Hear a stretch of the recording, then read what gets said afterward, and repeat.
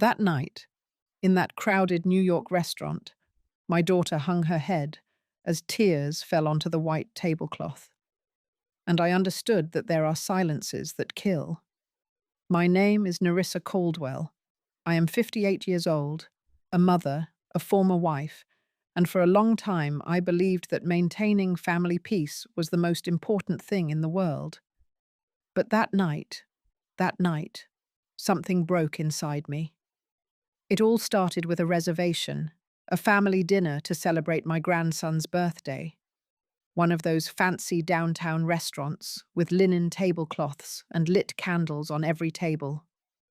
My daughter Olivia had insisted that we all go together, she, her husband Robert, his parents, and me. Since I became a widow 3 years ago, Olivia always makes sure to include me. She is my only child, the light of my eyes, a sweet, educated woman with a brilliant career as an architect, which she put on pause when my grandson was born. I arrived early at the restaurant that night.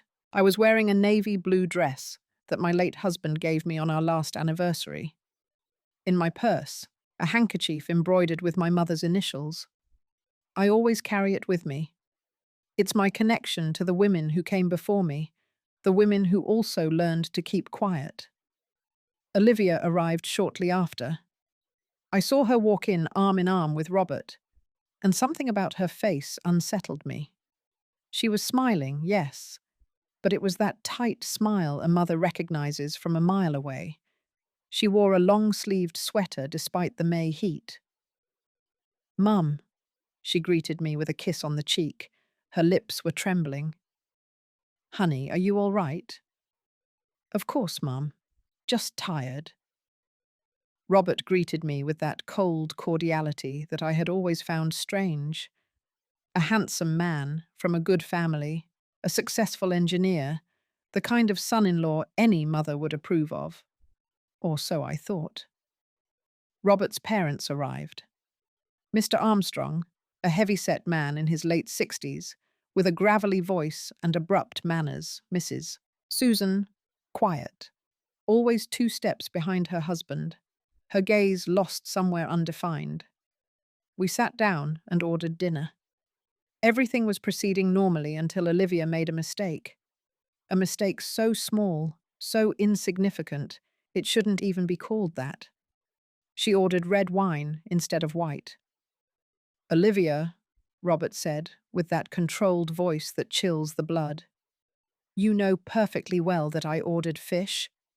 Red wine doesn't pair with it." "I'm sorry, honey, I didn't think." "You never think." The server froze with the glass in his hand. "It doesn't matter," I intervened. "We can change it, right?" Mr. Armstrong let out a dry laugh. "Leave it, Nerissa. Robert is right. Women today don't even know how to order a glass of wine." I swallowed. Olivia lowered her gaze. And that was when I saw something that chilled me to the soul. As she reached for the bread, the sleeve of Olivia's sweater rode up just a few inches. Barely enough. On her wrist were marks, yellowish bruises trying to heal, the prints of fingers. My heart stopped for a second. "Olivia." She immediately pulled the sleeve down, covering herself, her eyes pleading. "It's nothing, Mum." But I knew. A mother always knows. The dinner continued amidst forced conversation. I barely touched my food. I watched every gesture Robert made toward my daughter, every time she flinched slightly when he got too close, every cutting word disguised as a joke. And then the moment came. The server brought the wrong dessert to the table. A simple mistake. Pecan pie instead of cheesecake. Robert snapped his fingers to call the server. "Is this how you work here?" My wife ordered cheesecake. "Honey, it doesn't matter," Olivia whispered. "Can I just eat the pecan pie?" "It doesn't matter." Robert's voice rose. "Are you always going to be such a conformist?" "Robert, please. You always embarrass me." And then it happened.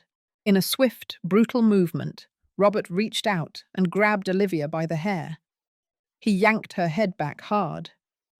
The entire restaurant fell silent. My daughter did not scream.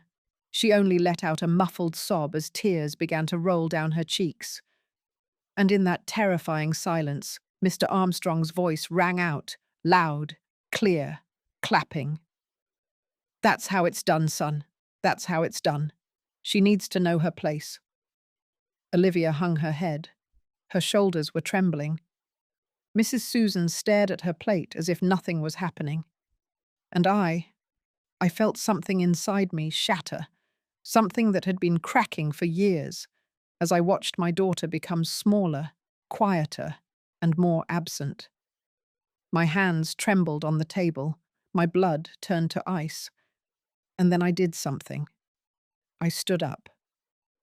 Before I tell you what I did that night, I need you to understand something. I need you to know the Olivia I raised, because what I saw in that restaurant was not my daughter. It was a shadow, a ghost of the brilliant woman she had been. Olivia was born on a spring morning 32 years ago. She came into the world crying loudly, her fists clenched, as if she already knew that life requires a fight. My husband Edward held her in his arms and told me, "This girl is going to change the world, Nerissa. I can see it in her eyes." And he was right.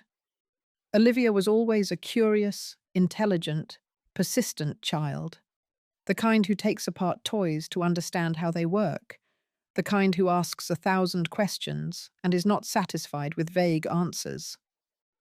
I remember that when she was 8 years old, she built a birdhouse with pieces of wood she found in the garage. It wasn't perfect, but it had a solid roof and firm walls. "See, Mum," she said proudly, "birds need a safe place too." She grew up loving architecture. She spent hours drawing houses, buildings, bridges. She said she wanted to create spaces where people felt protected, where they could breathe.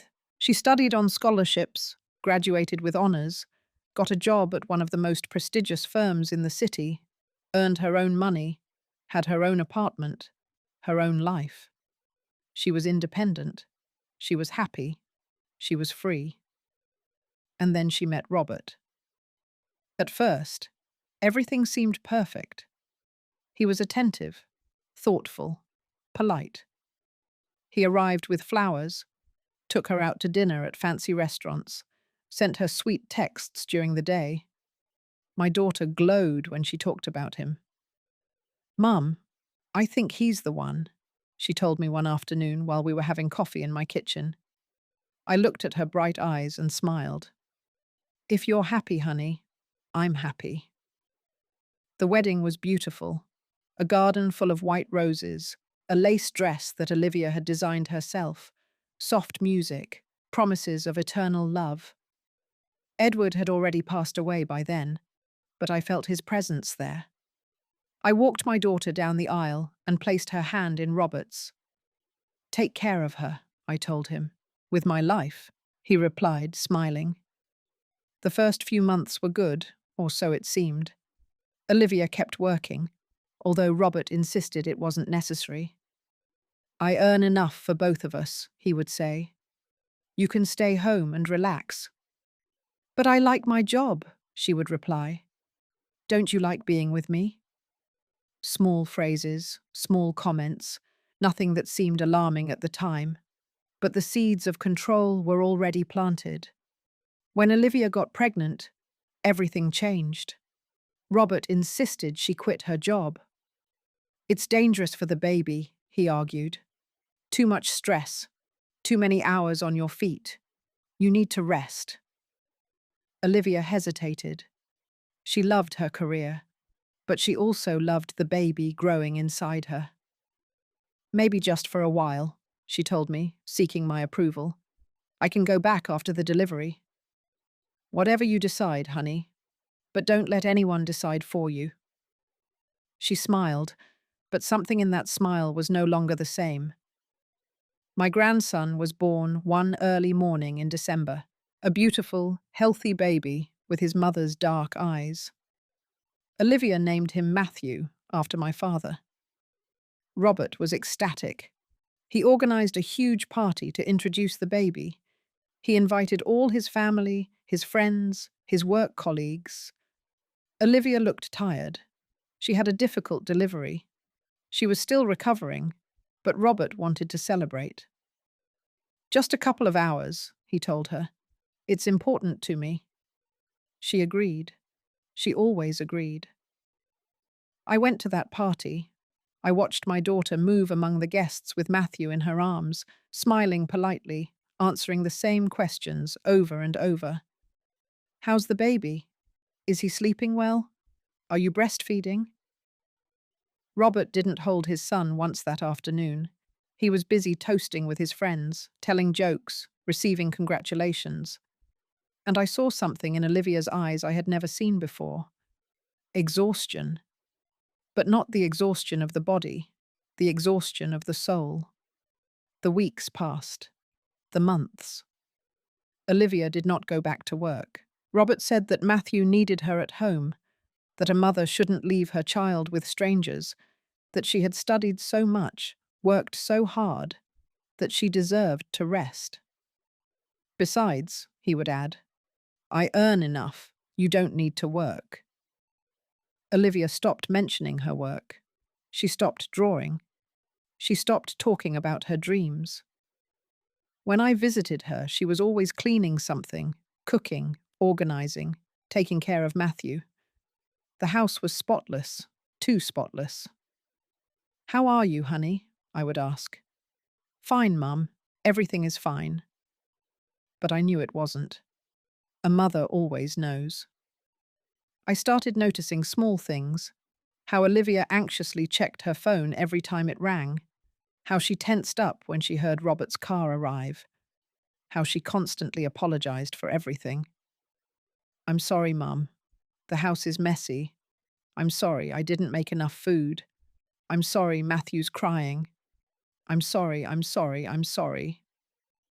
As if her very existence was an inconvenience. One day, I arrived without warning. I knocked on the door several times before Olivia opened it. Her hair was pulled back in a messy ponytail. She had deep, dark circles under her eyes, a milk stain on her blouse. "Mum, I didn't know you were coming. That's why I came." I walked into the house. Matthew was sleeping in his crib. Everything was silent. "Where's Robert?" "At work. He has a lot of meetings this week." "And you? When was the last time you left this house?" Olivia was quiet. Then she shrugged. "I don't need to go out, Mum. I have everything I need here." "Everything?" She avoided my gaze. I made coffee. We sat in the kitchen. I took her hands. They were cold despite the warmth. "Honey, you can talk to me. You can always talk to me." "I know, Mum." "Are you happy?" Silence. A silence so long, so heavy, that I felt like I was suffocating. "I'm tired," she finally replied. "But all mothers are tired, right?" It wasn't an answer. It was an evasion. But I didn't push. Sometimes the silence of a daughter is louder than the questions of a mother. The months continued to pass. Matthew grew. He learned to crawl, to walk, to say his first words.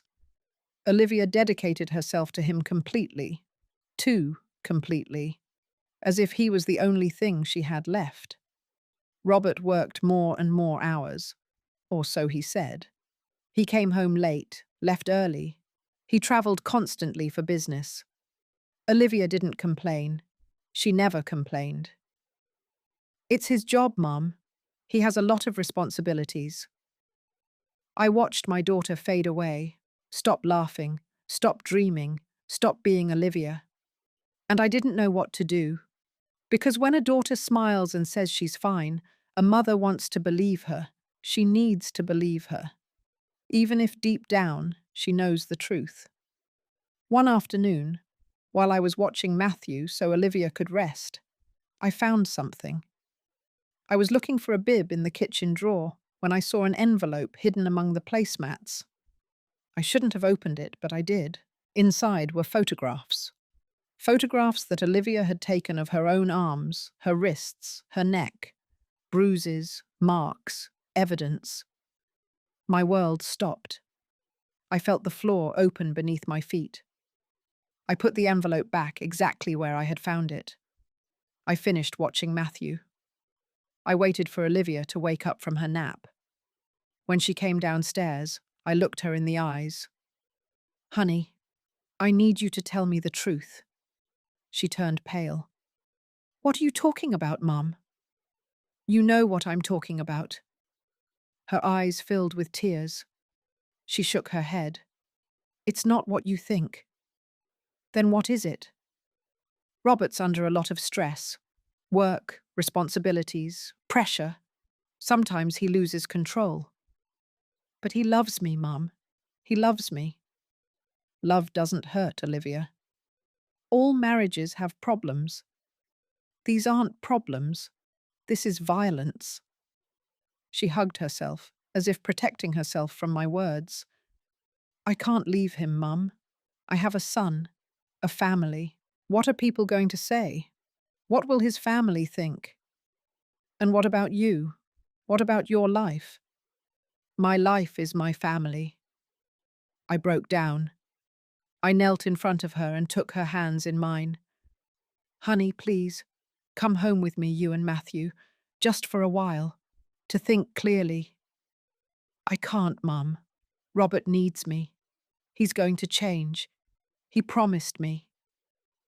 "How many times has he promised you?" Silence. That damn silence. Olivia pulled her hands away from mine and stood up. "Thanks for watching Matthew, Mum. But it's getting late. Robert will be home soon and I need to make dinner." I left that house with a broken heart. I couldn't sleep that night. I hugged my mother's embroidered handkerchief and cried. I cried for my daughter, for her lost bravery, for her buried dreams, for the brilliant woman she had been, who now lived in fear. And I swore I would find a way to help her, even if she wasn't ready to ask for help yet, because a mother never gives up. Never. 6 more months passed. 6 months of forced smiles, brief calls, constant excuses. Olivia always had a reason not to visit me, not to go out, not to live. And then the invitation arrived. A family dinner to celebrate Matthew's birthday at a fancy downtown restaurant with the entire family present. I agreed to go, although something in my chest warned me that this night would be different. I didn't know how much, but a mother always senses when the storm is coming. Sometimes we trust those we shouldn't too much. Have you also been disappointed by someone you loved? Tell me your story in the comments. I want to read it. The night of the dinner arrived with a light rain, those fine drops that wet silently, like silent tears from the sky. I got ready carefully. The navy blue dress, a discreet pearl necklace, comfortable shoes. I put my mother's embroidered handkerchief in my purse, as always. I touched it with my fingers before closing the clasp. "Give me strength, Mom," I whispered. I arrived at the restaurant 15 minutes before the agreed-upon time. I've always been punctual. It's one of those things Edward valued about me. "Nerissa, one never has to wait for you," he would say, smiling. How much I missed him, how much I needed his presence that night. The restaurant was elegant. White tablecloths, silver cutlery, lit candles on every table, soft background music, the kind of place where people speak in low voices and servers walk without making noise. I sat down at the reserved table, a large, round table, near the window. From there I could see the wet street, the cars passing, the people walking under their umbrellas. I ordered a glass of water and waited. Olivia arrived shortly after. I saw her walk in arm with Robert, and something in my stomach tightened. She was wearing a beige dress with small flowers, discreet, almost childish. It wasn't her style. Olivia had always preferred strong colours, modern designs, clothes that spoke of her personality. But this woman walking toward me seemed to want to disappear. Her hair was pulled back in a low bun, without a single strand out of place. Her makeup was perfect, but excessive, as if she were trying to cover something. And her eyes were dim. "Mum," she greeted me with a kiss on the cheek. She smelled of expensive perfume and fear. "Honey, it's good to see you." I hugged her. I felt her bones too pronounced under the dress. She had lost weight. "Where is Matthew?" I asked. "With a sitter," Robert replied before she could speak. "This is an adult dinner. The child would be restless." I didn't say anything, but it seemed strange. It was Matthew's birthday. Why celebrate without him? Robert pulled out the chair for Olivia. She sat down carefully, as if every movement required permission. "You look beautiful, Mum," Olivia said, forcing a smile. "You too, honey." A lie. She looked tired, hollow-eyed, fragile. Robert sat down next to her and immediately picked up his phone. He started checking emails, answering messages, completely oblivious to our presence. Olivia looked at her hands in her lap. "How have you been, Mum?" she asked softly. "Fine, honey. Busy with the garden. The roses are blooming beautifully this year." "That's nice." "You should come see them, you and Matthew. We could spend the afternoon together." She hesitated. "Yes, Mum.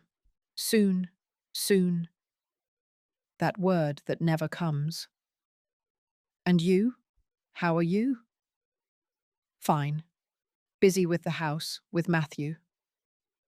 "Just that?" She looked at me.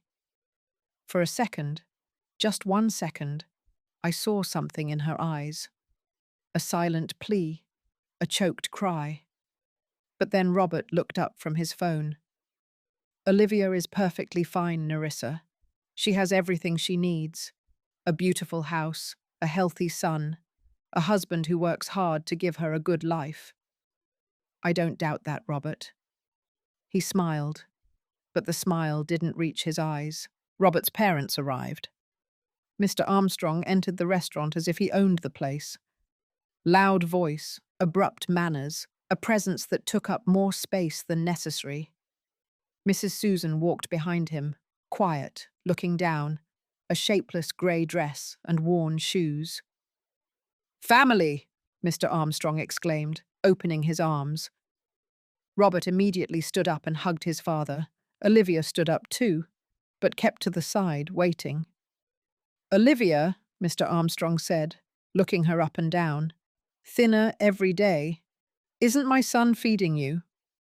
"I'm fine, Mr. Armstrong." "Good, good. Women and their diets." Mrs. Susan greeted me with a nod. We all sat down. The server arrived with the menus. "Good evening. Can I get you something to drink while you decide?" "Whiskey double," Mr. Armstrong ordered. "And bring a pitcher of water, with ice." "White wine for me," Robert said.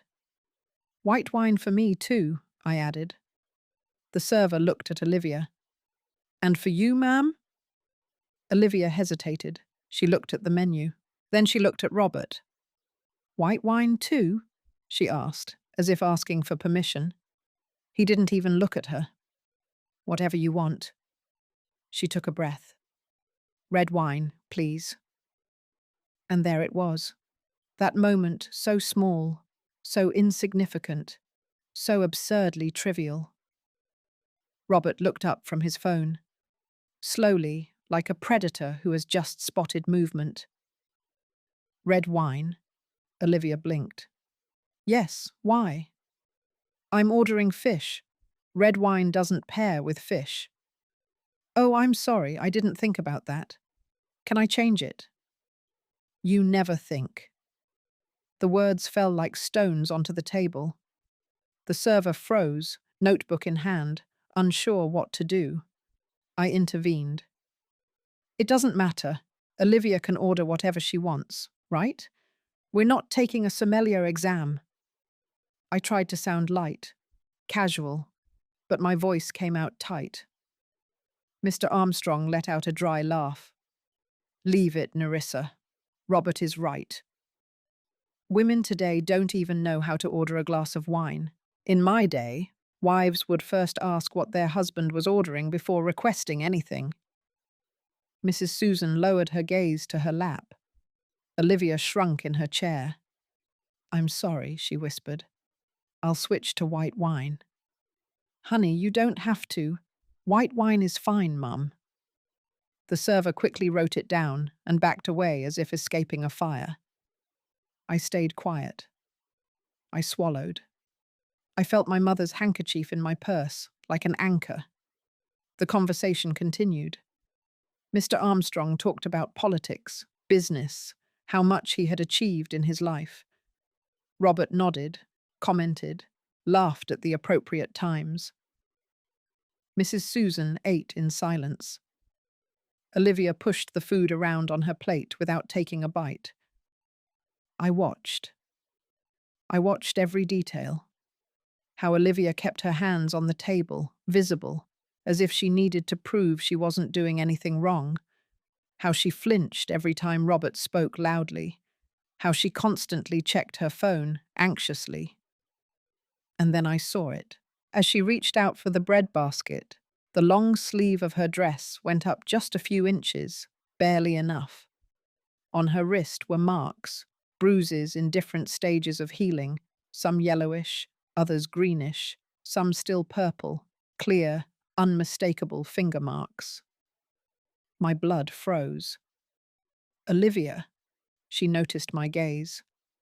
Immediately she pulled the sleeve down, covering herself, her eyes filled with panic. It's nothing, Mum, she whispered. It's nothing. Mum, please. Robert noticed the exchange. Is something wrong? No, Olivia replied quickly. Nothing. Everything's fine. He narrowed his eyes. Then he smiled. Nerissa, more wine? No, thank you. I wanted to scream. I wanted to grab my daughter and run out of there. I wanted to call the police, a lawyer, anyone. But Olivia looked at me with pleading eyes. Not now, please. Not now. So I stayed quiet, and I hated myself for it. The dinner continued. The main course arrived. Fish for Robert, chicken for Mr. Armstrong, salad for Olivia. Just salad? Mr. Armstrong asked. Dieting again? I'm not very hungry, she replied. Women and their silly habits, he commented, shaking his head. Mrs. Susan didn't say anything. She just cut her food into small pieces and ate mechanically like a robot. Robert talked to his father about a work project, a new building in the financial district, a major investment. It could be the project of my career, Robert was saying. I hope so, son. It's time you stopped being second and were first. I know, Dad. I'm working on it. Good. A man should be the best. In everything. At work. At home. In life. That's right. Olivia moved her fork over the salad without eating. I tried to breathe normally, and then the dessert arrived. The server brought a tray with different options. Mr. Armstrong ordered pecan pie. Robert ordered cheesecake. Mrs. Susan said she didn't want anything. I ordered coffee. The server looked at Olivia. And for you, ma'am? Cheesecake too, please. The server nodded and walked away. A few minutes later, he returned with the tray. Pecan pie for Mr. Armstrong, coffee for me, and 2 plates of cheesecake, except that one wasn't cheesecake. It was pecan pie. The server placed it in front of Olivia. Excuse me, she said softly. I ordered cheesecake. Oh, I'm so sorry. Let me change it for you. No, it doesn't matter, she said quickly. I can eat the pecan pie. No problem. Ma'am, it's no trouble. Seriously, it's fine. But Robert had already raised his hand. Excuse me. The server approached nervously. Yes, sir. Is this how you work here? Do you bring whatever you feel like? I'm very sorry, sir. It was a mistake. Can I change it? My wife ordered cheesecake. Robert, it doesn't matter, Olivia whispered. Really, I can eat the pecan pie. He turned to her. It doesn't matter. His voice was low, controlled, but there was something underneath, something dark. Honey, it's just dessert. Are you always going to be such a conformist? I'm not being conformist. You always embarrass me. His voice rose. Nearby tables began to look over. Robert, please, people are watching. I don't care what people think. And then it happened. In a swift, brutal, unexpected movement, Robert reached out and grabbed Olivia by the hair. By the hair. He yanked her head back hard. The entire restaurant fell silent. A silence so dense, so absolute, that I could hear my own heart beating. Olivia did not scream. She did not defend herself.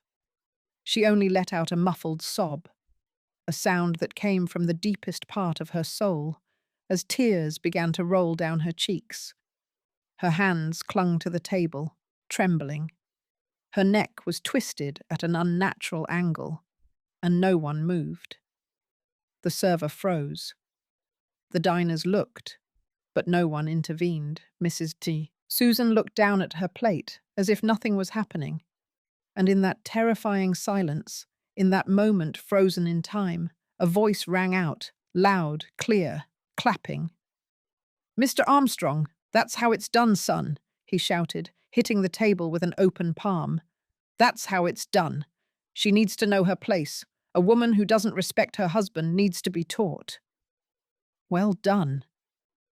Robert let go of Olivia's hair. She slumped back in her chair, her shoulders shaking, her hands covering her face. She was crying, crying silently, like someone who has learned that her tears don't matter. And I felt something inside me break, something that had been holding me together, keeping me calm, controlled, polite, something that shattered into 1,000 pieces.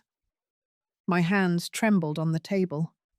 My blood turned to ice and fire at the same time. I felt my mother's handkerchief in my purse. I felt Edward's presence beside me. I felt all the women in my family, all those who kept quiet, all those who endured, all those who didn't have a voice. And I stood up. As I tell all this, I think about where you might be listening to me. Write the name of your city in the comments. I stood up, and in that moment the whole world seemed to stop. All eyes turned to me. The diners, the servers, the restaurant manager watching from the entrance. Robert looked at me with surprise, Mr. Armstrong with contempt, Mrs. Susan with fear, and Olivia. Olivia looked at me with pure panic. No, Mum. Please don't.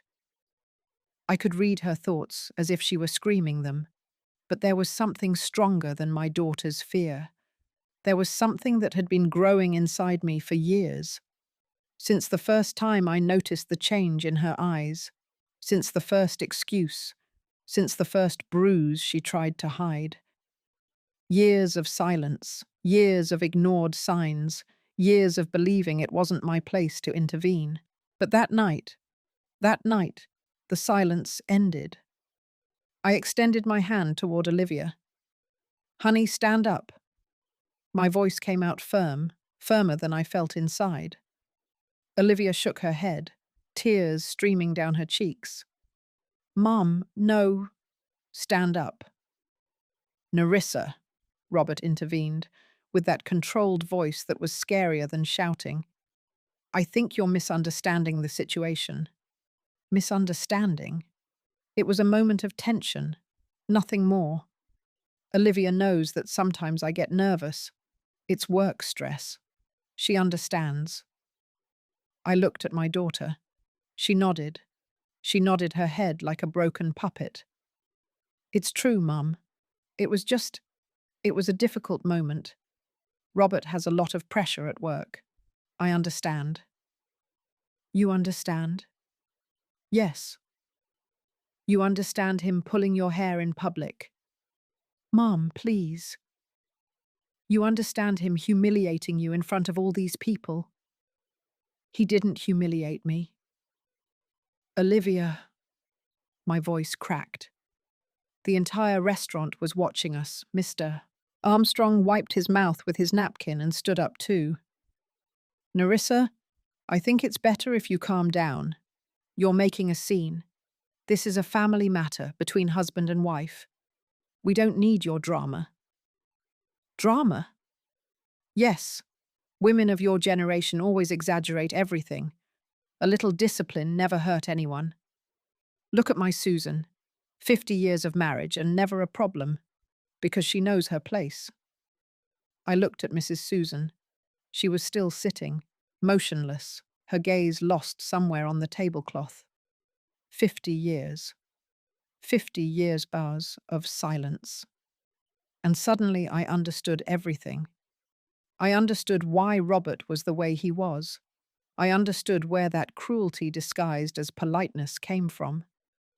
I understood that this violence had deep roots, generations of silenced women, of men who believed they had rights over them. Mr. Armstrong, I said slowly, with all due respect, you are not going to tell me how to raise my daughter or how to protect her. You don't need to protect her from her own husband. Oh, I don't. I walked toward Olivia. She tried to back away, but there was no more room. I gently took her arm. Forgive me, honey. Mum, no. I pulled up the sleeve of her dress. There they were, the bruises, the marks, in different shades of yellow, green, purple, some recent, others older, clear finger marks on her wrist, pressure marks on her forearm.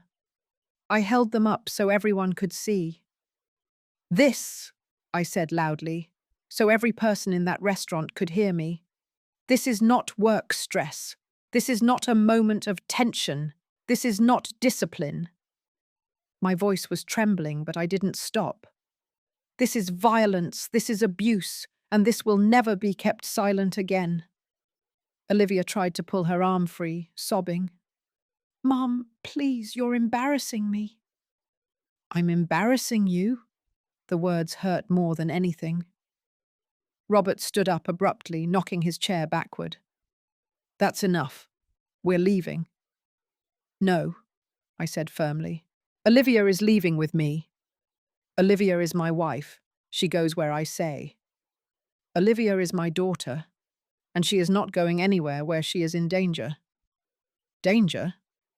Robert let out a dry laugh. What danger? I give her a house, food, clothes, everything she needs. What more does she want?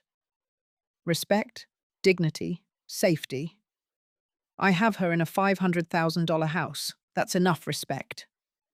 Mr. Armstrong intervened, siding with his son. Nerissa, you are interfering in a marriage. That is not done. Couples' problems are resolved at home, not in public. And when do those couples' problems end? When my daughter ends up in the hospital or in the cemetery? The silence that followed was deafening. Mrs. Susan let out a muffled gasp but did not look up. She's being dramatic, Robert said. Dramatic? Look at her arm. Look at it. She fell. She fell? Yes, she's clumsy. She's always been clumsy. Olivia immediately nodded. It's true, Mum. I fell down the stairs. It was nothing. And these other marks? Did you fall too? Mum. How many times have you fallen, Olivia? Silence. How many? Her lips trembled. She tried to speak, but no sound came out. And then I saw something that completely broke me. I saw how Olivia looked at Robert, seeking permission to speak, seeking permission to exist. My daughter, my brilliant girl, the one who built birdhouses, the one who dreamed of creating safe spaces, now had no voice of her own. Robert approached her and put a hand on her shoulder. She immediately tensed. "Honey," he said, with that soft, dangerous voice, "your mum is confused. Tell her we're fine, that we're happy." Olivia looked at me. Her eyes pleaded for forgiveness. "We're fine, Mum. We're happy." "Honey, is that the truth?" "It is not." "It is," her voice broke. "Robert loves me. It's just that sometimes I make him angry, but he's working on it. He's going to therapy." "Therapy?" "Yes. He started 2 weeks ago. He's trying, Mum. He really is trying." I looked at Robert. He was smiling. "See? Everything is under control. We are managing our problems like responsible adults." "What kind of therapy?" "Anger management," he replied without hesitation. "An excellent therapist. It has helped me a lot." "And Olivia's arm? Was that before or after starting therapy?" His smile wavered for a second. "Before. Definitely before." He was lying. I could see it in his eyes. But Olivia defended his lie. "It's true, Mum. Robert is changing. Give him a chance, please." "Honey, this is not— Mum, I love you. But this is not your decision. It's mine. And I choose to stay with my husband, with the father of my son." Those words pierced me like knives. "Even if he hurts you?" "He's not hurting me. Not anymore." "Olivia, Mum, please, just let it go. Please." Her voice broke in a sob. Mr. Armstrong clapped slowly, sarcastically. "Well said, Olivia. A woman with common sense, not like these modern feminists who want to destroy families." I turned toward him. "Mr. Armstrong, with all due respect, you and your way of thinking are the reason why women like my daughter believe they deserve to be treated like this."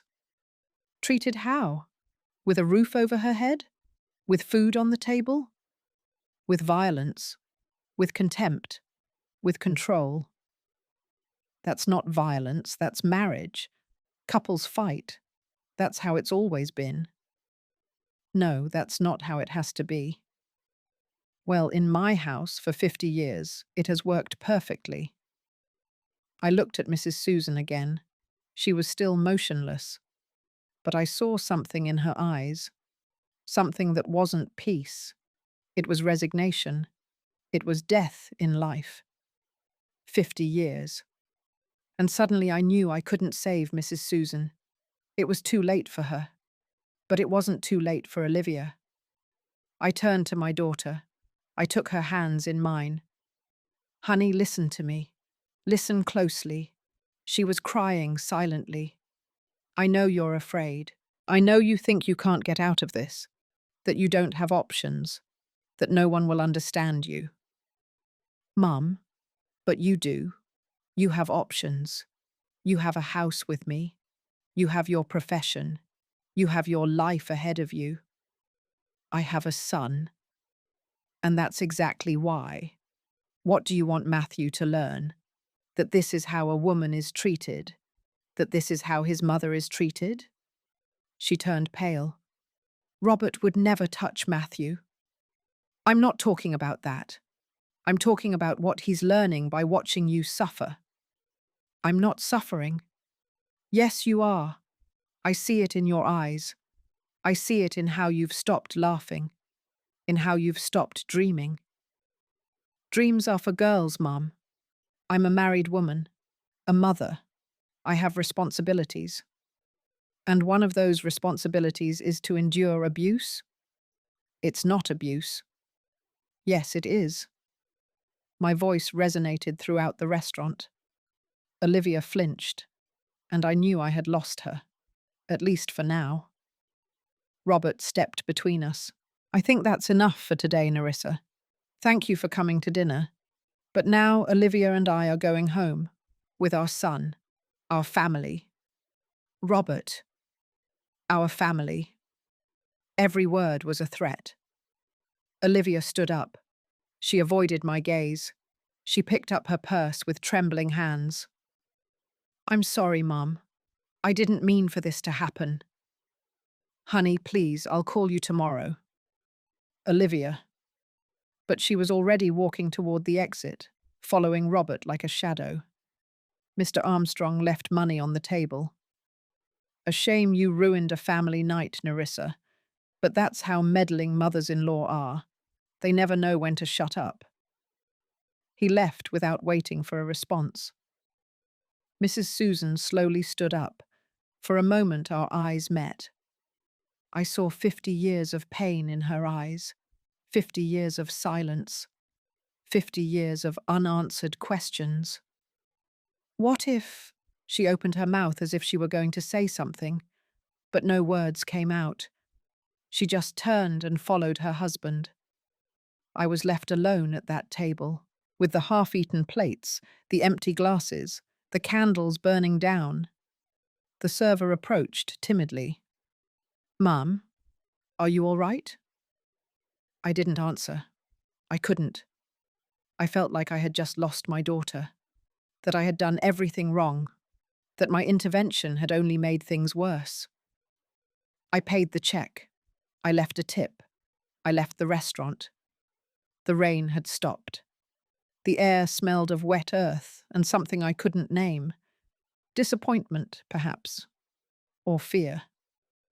I walked to my car. I sat behind the wheel without starting it. I took my mother's handkerchief out of my purse. I pressed it against my chest. And I cried. I cried for my daughter, for her lost bravery, for the dreams she had buried, for the fear that now lived in her eyes. And I cried for myself, for not having seen the signs sooner, for not having acted sooner, for having trusted that a man's love would be enough to protect her. But love doesn't protect when it comes with fists. Love doesn't save when it comes with control. Love doesn't heal when it comes with fear. I drove home in silence that night. The streets were empty. The city lights flickered like fallen stars. I arrived at my house, the house where Olivia grew up, where she learned to walk, where she drew her imaginary houses on the garage walls. I walked in. Everything was dark, silent, too silent. I turned on the lights. I made tea. I sat in the kitchen with my mother's handkerchief on the table. My phone rang. It was a text message from Olivia. Mum, I'm sorry. Please don't worry. I'm fine. I love you. I replied immediately. Honey, my house is always open for you. Always. Any time. I love you. I saw the 3 dots indicating she was writing.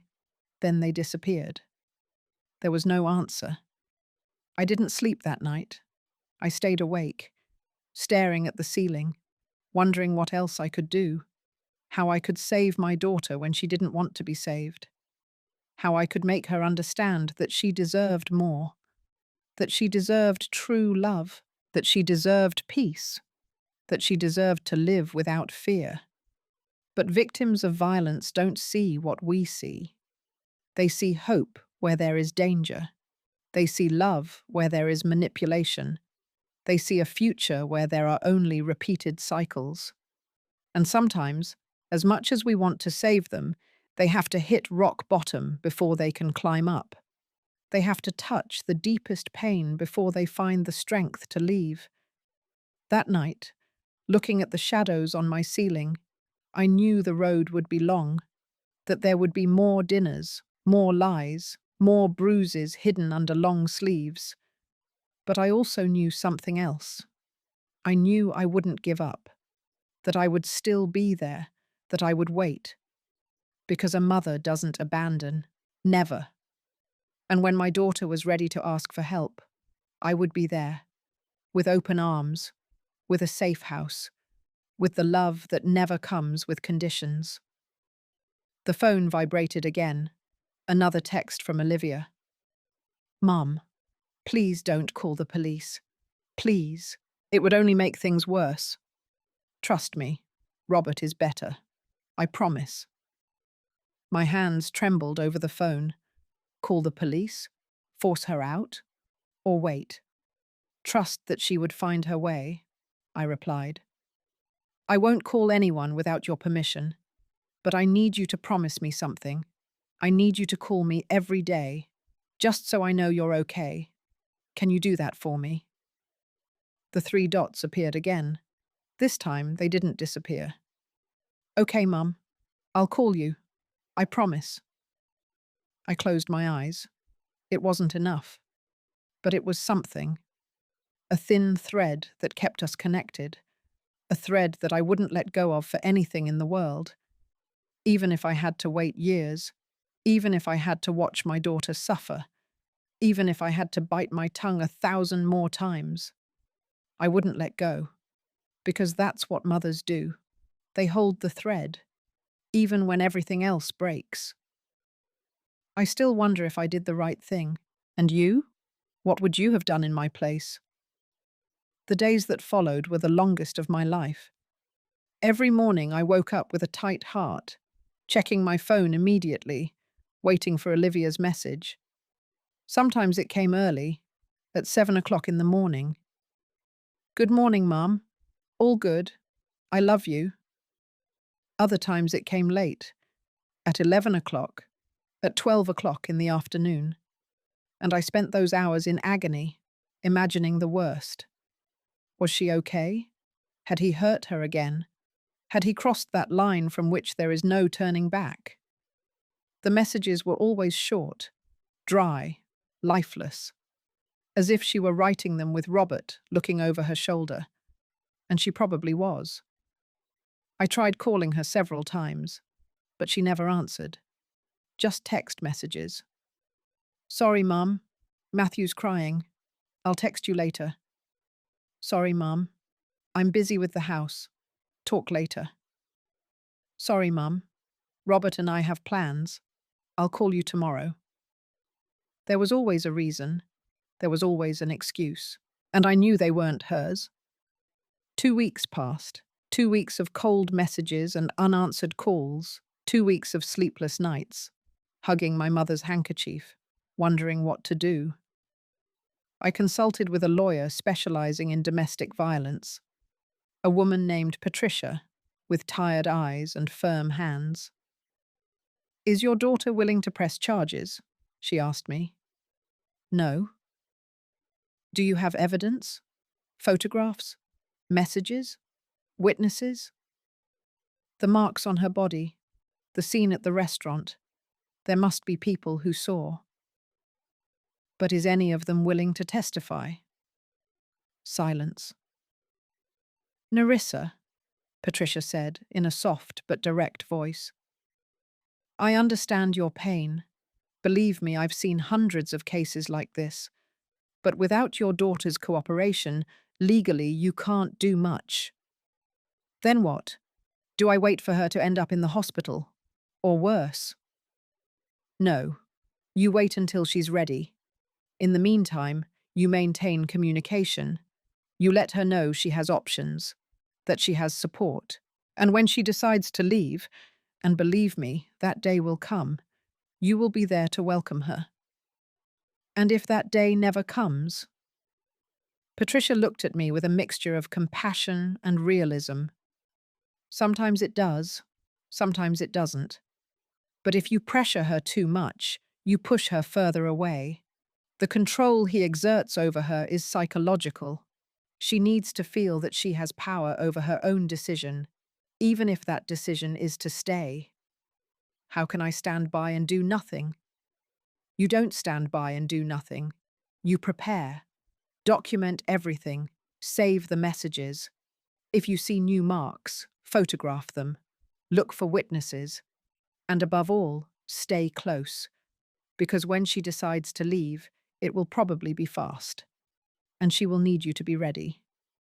I left that office with a folder full of information: restraining orders, shelters, helplines, legal protocols, and a huge weight on my chest, because all of that required Olivia to say, "Yes, I need help," and she wasn't there yet. One afternoon, 3 weeks after the restaurant dinner, I decided to visit her, unannounced. I knew Robert worked late on Thursdays. It was my chance to talk to her alone. I drove to their house, a beautiful house in an exclusive neighborhood. 2 stories, a manicured lawn, a fountain at the entrance. The kind of house that appears in magazines. But I knew what was inside. I rang the doorbell. No one answered. I rang again. Nothing. I was about to leave when I heard footsteps. The door opened just a few inches. Olivia poked her head out. "Mum, what are you doing here?" Her voice sounded scared. "I came to see you. Can I come in?" She hesitated. "Robert's not here." "I know. That's why I came." She looked back, as if someone might be listening. "It's not a good time, Mum." "Olivia, please. I just want to see you, talk to you. 5 minutes." Her eyes filled with tears. "Mum, please." She finally opened the door. I quickly stepped inside before she could change her mind. The house was spotless. Too spotless. Like a museum, without life. The curtains were drawn even though it was a sunny afternoon. The living room was dark, cold. "Where is Matthew?" I asked. "Sleeping his nap." "Can I see him?" "Better not. If we wake him up, he'll be grumpy all afternoon." I nodded. We sat in the living room.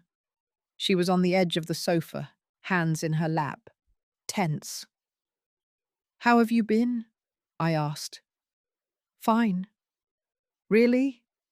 "Yes, Mum. Really." But her voice was trembling. I watched her closely.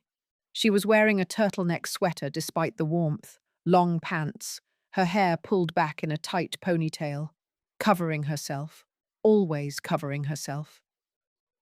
"Honey, I need you to tell me the truth." "I'm telling you the truth. Has Robert hurt you again?" She stiffened. "No, Olivia. No, Mum. I told you he's going to therapy. He's better." "Then why are you afraid of me being here?" "I'm not afraid." "Yes, you are. I can see it." She stood up abruptly. "I think it's better if you leave." "Olivia, wait." "No, Mum. You can't just come here without warning. Robert is going to get angry."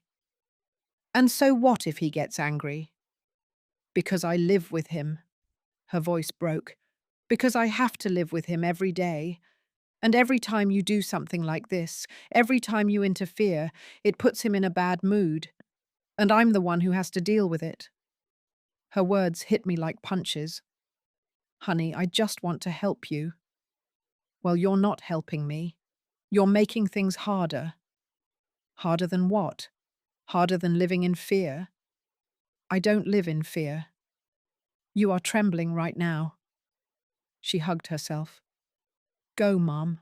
Please. Before Robert gets home." "He won't be home for hours." "You don't know that. Sometimes he leaves early, sometimes he checks the cameras."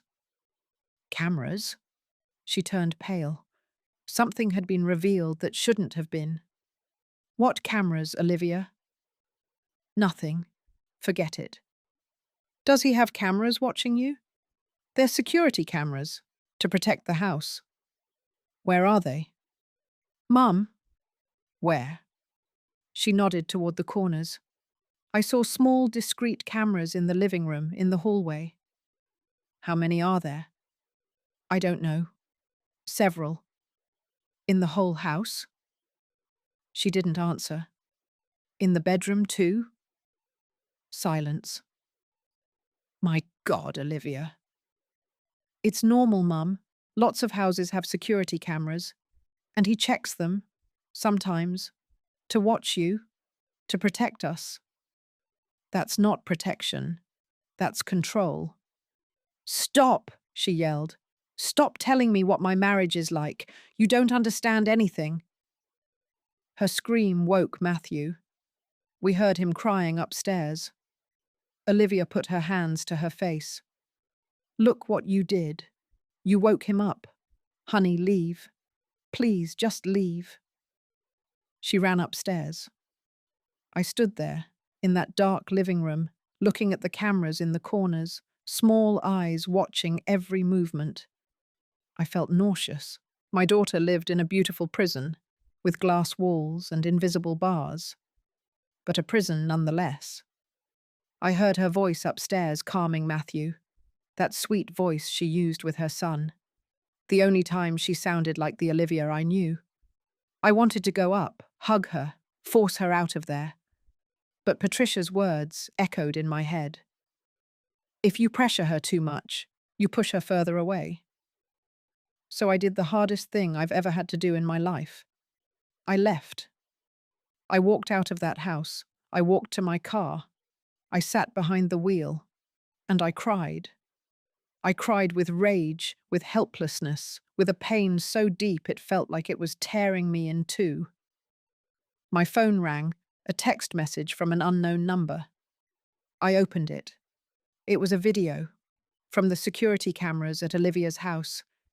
It showed me, sitting in the living room, crying, and below, a message from Robert. Nerissa, I appreciate your concern for your daughter, but these unannounced visits upset Olivia a lot. They make her nervous. They cause her stress. For the sake of her mental health, I ask that you only come when invited. I hope you understand. Regards. I felt the blood run cold. He was watching me. He knew exactly when I had arrived, how long I had been there, what I had said, and he was threatening me. Subtly, politely, but threatening nonetheless. I didn't reply. I deleted the message, but I couldn't delete the fear. I drove home on autopilot.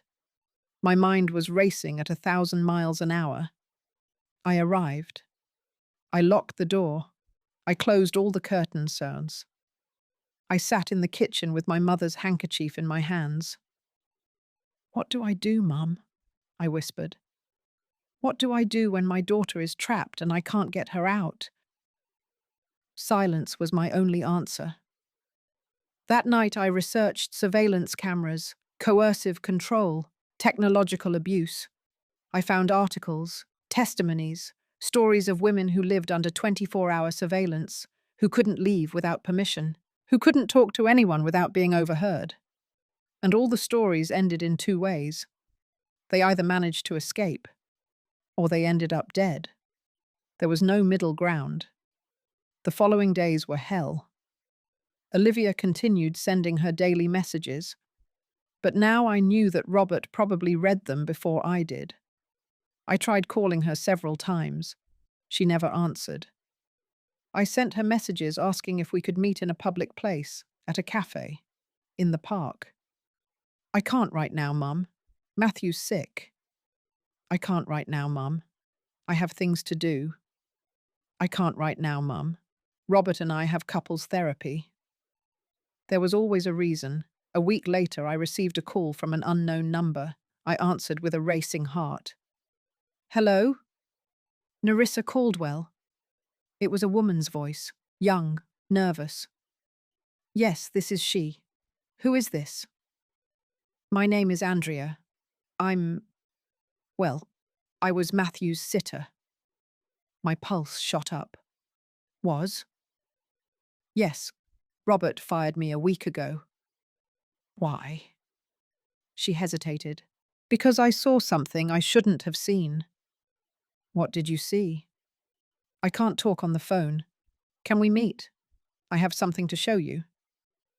Yes, of course. Where? We agreed to meet at a coffee shop across town, far from the area where Olivia lived. I arrived 30 minutes early. I ordered a coffee that I didn't drink. I just waited, my stomach in knots. Andrea arrived on time. A girl in her 20s, thin, with brown hair pulled back in a braid. She looked scared. She sat across from me and looked around before speaking. "Thank you for coming," she said softly. "Thank you for calling me. How did you get my number?" "Olivia gave it to me months ago. She told me that if anything ever happened, anything serious, I should call you." My heart stopped. What happened? Andrea took out her phone. She unlocked it with trembling hands. "I watched Matthew 3 times a week, Tuesdays, Thursdays, and Saturdays. Robert worked, and Olivia needed help. I thought they were a normal family.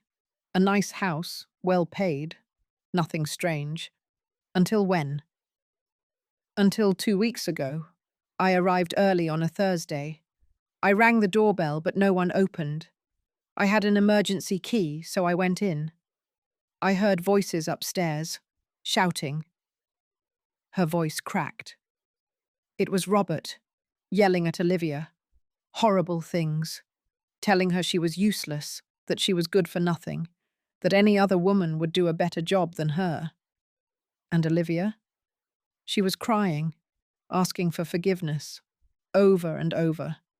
"I'm sorry, I'm sorry, I'm sorry." Tears started rolling down my cheeks. "I went upstairs," Andrea continued. "I shouldn't have, but I was worried. The bedroom door was open, and I saw him." "What did you see?" She showed me her phone. It was a photograph, blurry, taken quickly from the hallway, but clear enough. Robert had Olivia against the wall, one hand on her throat, the other raised, ready to hit. Olivia had her eyes closed, her hands raised in defense. And in the corner of the room, sitting on his little bed, was Matthew. Watching, just watching. A 3-year-old boy, witnessing his father abusing his mother. I felt the world stop. "Did he see you?" I asked in a trembling voice. "Yes, he saw me take the photo. He immediately let go of Olivia. He came downstairs as if nothing had happened. He told me they were arguing, that it was a couple's matter, that it wasn't my problem." "And what did you say?" "I told him I was going to call the police." He laughed. He told me no one would believe me, that it was my word against his, that Olivia would deny everything, and that if I tried anything, he would sue me for defamation. "Did you call the police?" "No, because Olivia came downstairs, and I asked her if she was okay, if she needed help, if she wanted me to call someone." Andrea wiped away her tears, and she told me no, that everything was fine, that they'd had an argument, but it was resolved, and she asked me to leave, that they no longer needed my services. "Olivia fired you?"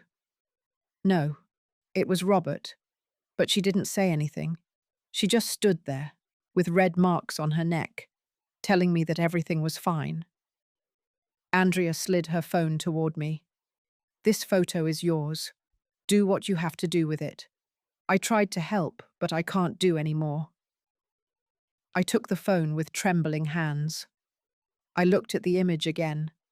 My daughter, against the wall, hands raised, waiting for the blow, and my grandson, witnessing it all.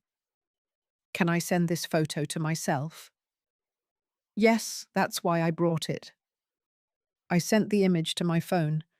I deleted the message immediately. "Andrea, would you be willing to testify? If this goes to trial, would you say what you saw?" She turned pale. I don't know. He threatened me. He said he has lawyers, that he would ruin me."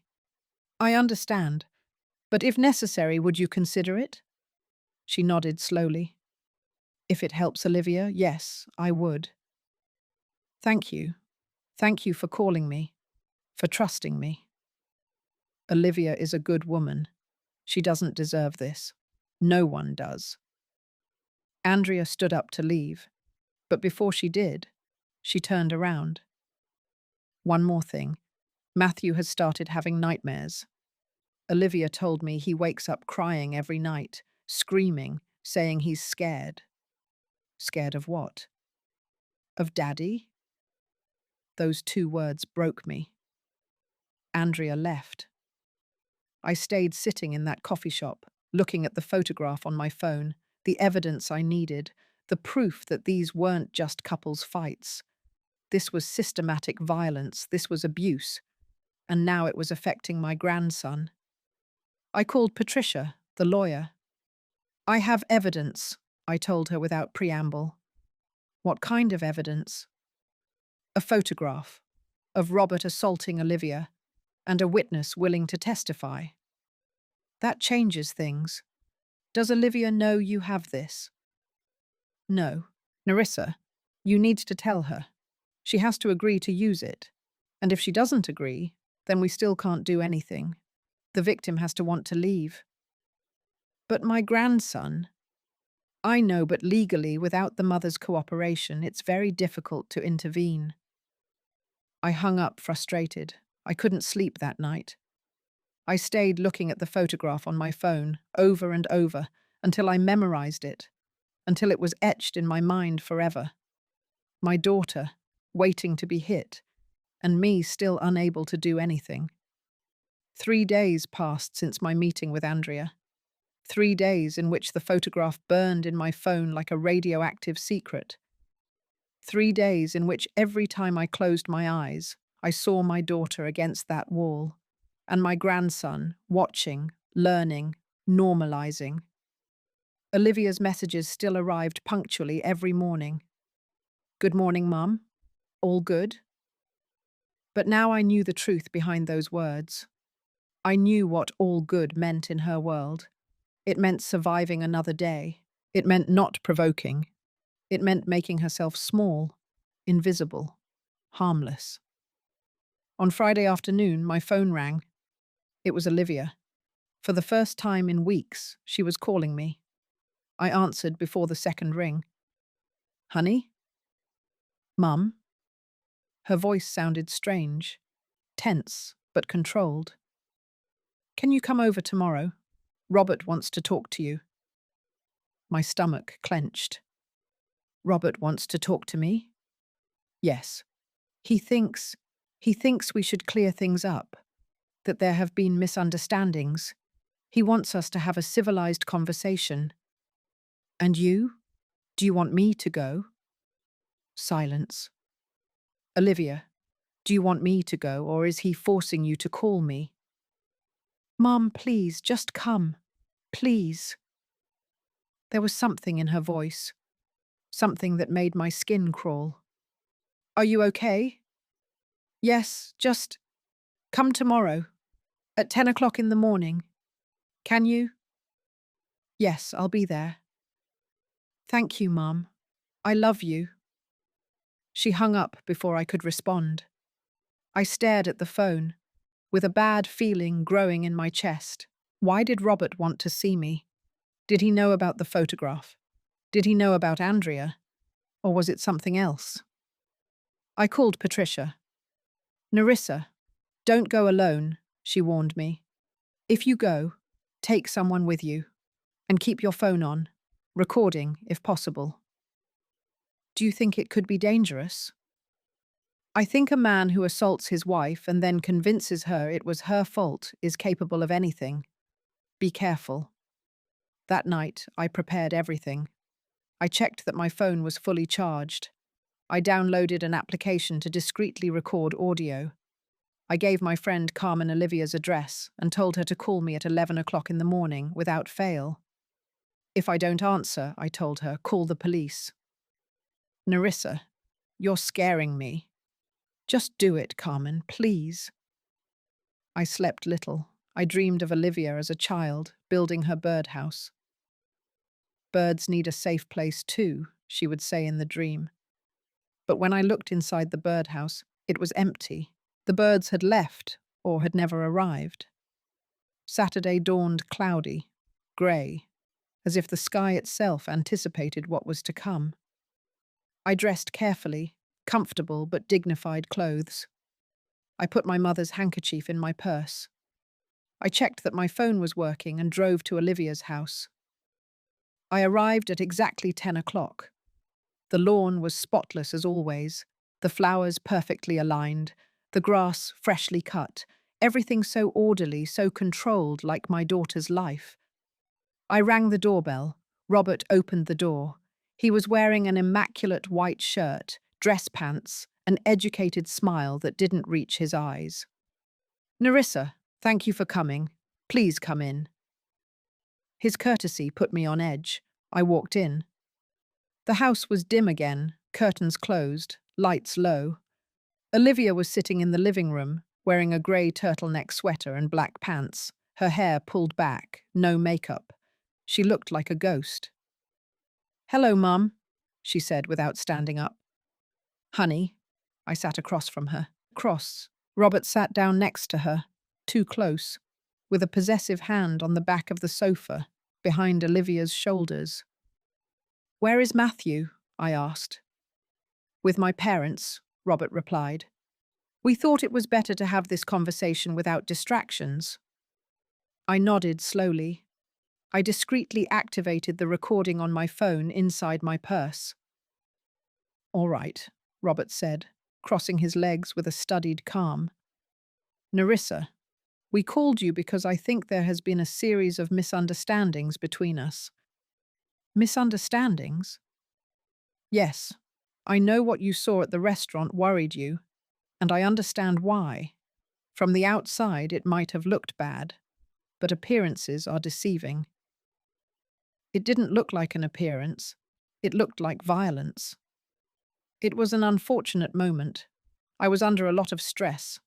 Olivia and I had argued all week about various matters, and I snapped, I admit it, but I have been working on it. So I was told. "See, I am aware of my problems. I am going to therapy. I am striving to be better.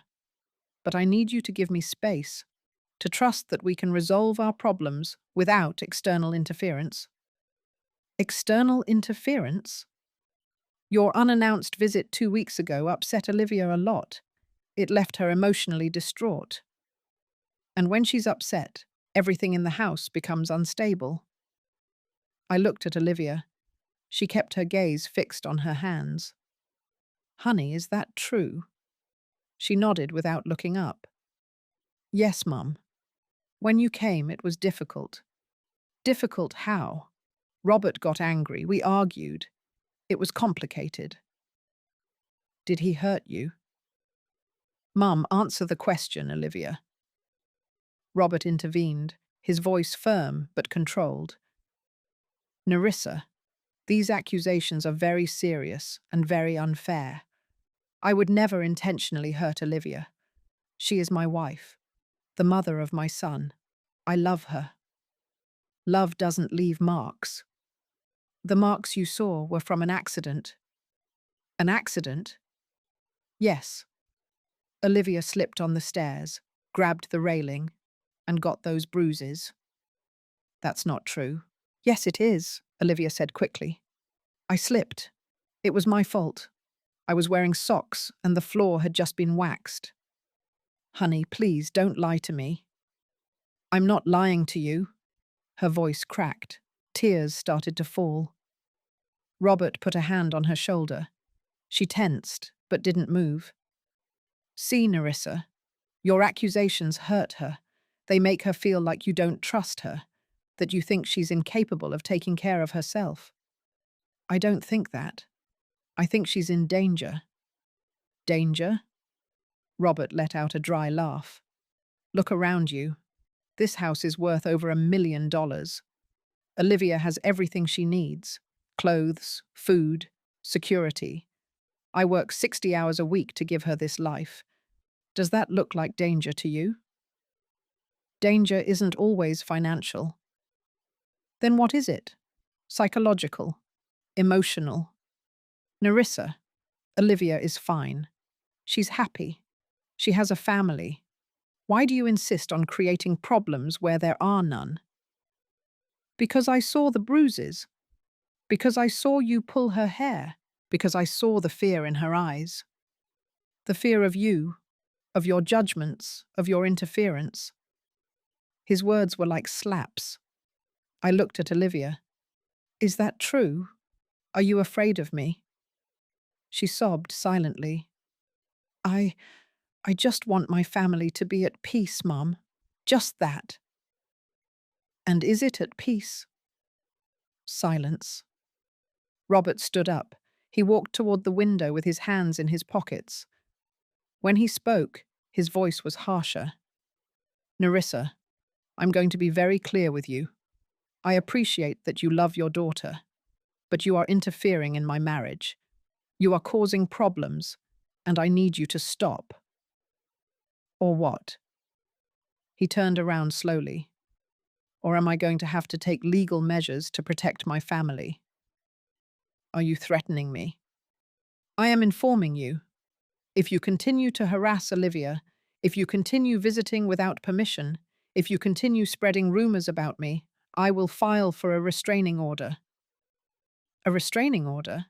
Against her mother? If necessary, yes, for the emotional well-being of Olivia and Matthew.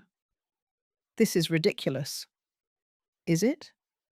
You have a history of unsolicited visits, constant calls, disturbing messages. A judge could see that as harassment.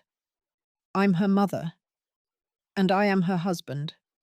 Legally, I have more rights than you over the decisions of this family. Rage boiled inside me, but I knew I had to stay calm. Olivia, I said, ignoring Robert. Look at me. She slowly looked up. Her eyes were red, swollen. Honey, I need you to tell me something, and I need you to be completely honest. Are you doing this because you want to, or because he's forcing you? Mum, just answer. Do you want me to stay out of your life? Tears rolled down her cheeks. I don't want you to suffer, Mum. I don't want you to worry about me. That's not the question. It's the answer I can give you. Her voice broke into a desperate cry. And in that cry, I heard everything. I heard the fear. I heard the resignation. I heard the defeat. My daughter was trapped, and she knew it. But she had made the decision to stay, to protect me by pushing me away, to sacrifice herself to maintain the peace. Robert sat down next to her again. I think that answers your question, Nerissa. Now, I'm going to ask you to respect your daughter's wishes. If she wants to see you, she will call you. But no more surprise visits, no more insistent calls. Give us space to fix our marriage. And if I don't, then we'll see each other in court. He stood up. The meeting was over. I didn't move. Robert, there's something you should know. He raised an eyebrow. What? I took out my phone. I opened the photograph Andrea had sent me. I turned it so both of them could see it. Olivia turned pale. Robert remained motionless. The photograph was clear, brutal, undeniable. This, I said with a firm voice, is not an accident. This is not work stress. This is assault. And I have a witness willing to testify that they witnessed this moment. The silence was so dense I could hear the clock ticking on the wall. Robert looked at the photo, then at Olivia, then at me, and smiled. That frozen smile that gave me the chills. Nerissa, are you trying to blackmail me? I am showing you the truth. The truth? This is an invasion of our privacy. Whoever took this photo was in our house without permission. That is illegal. Andrea had a key. She had permission to be there. Andrea was fired for theft. Anything she says will be discredited. Theft? You didn't tell me that, Olivia. Olivia was crying silently, hugging herself.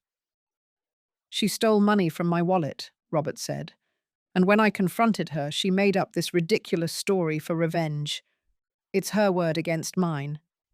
Who do you think a judge will believe? The evidence. What evidence? A blurry photo that could have been taken at any time, in any context, with no date, no time, nothing to prove when it was taken. There is the testimony of an employee fired for being a thief. Nerissa, if you take this anywhere, I will legally ruin her, and I will sue you for defamation in the process. Do it. I don't care. You don't? And what about Olivia? Have you thought about what this would do to her? A public trial, her private life exposed, her name in the newspapers, her reputation destroyed. Is that what you want for your daughter? I looked at Olivia. She was shaking her head, terrified. Mom, no, please don't do this. Honey, please. She stood up abruptly. Delete that photo. Delete it now. Olivia, this is evidence. I don't care, she shouted. I don't want anyone to see it. I don't want this to come out. I just want it all to end. She collapsed onto the sofa, sobbing. Robert hugged her. She let him, like a broken doll. See, Nerissa, you are hurting her, more harm than I ever could. His words penetrated me like venom. Was it true? Was I hurting her more by trying to save her? I looked at the photograph on my phone. Then I looked at my daughter, destroyed, and I made a decision. All right, I said slowly. I'm not going to show this photo for now. Robert smiled victoriously. I knew you would come to your senses, but I continued, raising my voice. I'm not going to delete it. I'm going to keep it.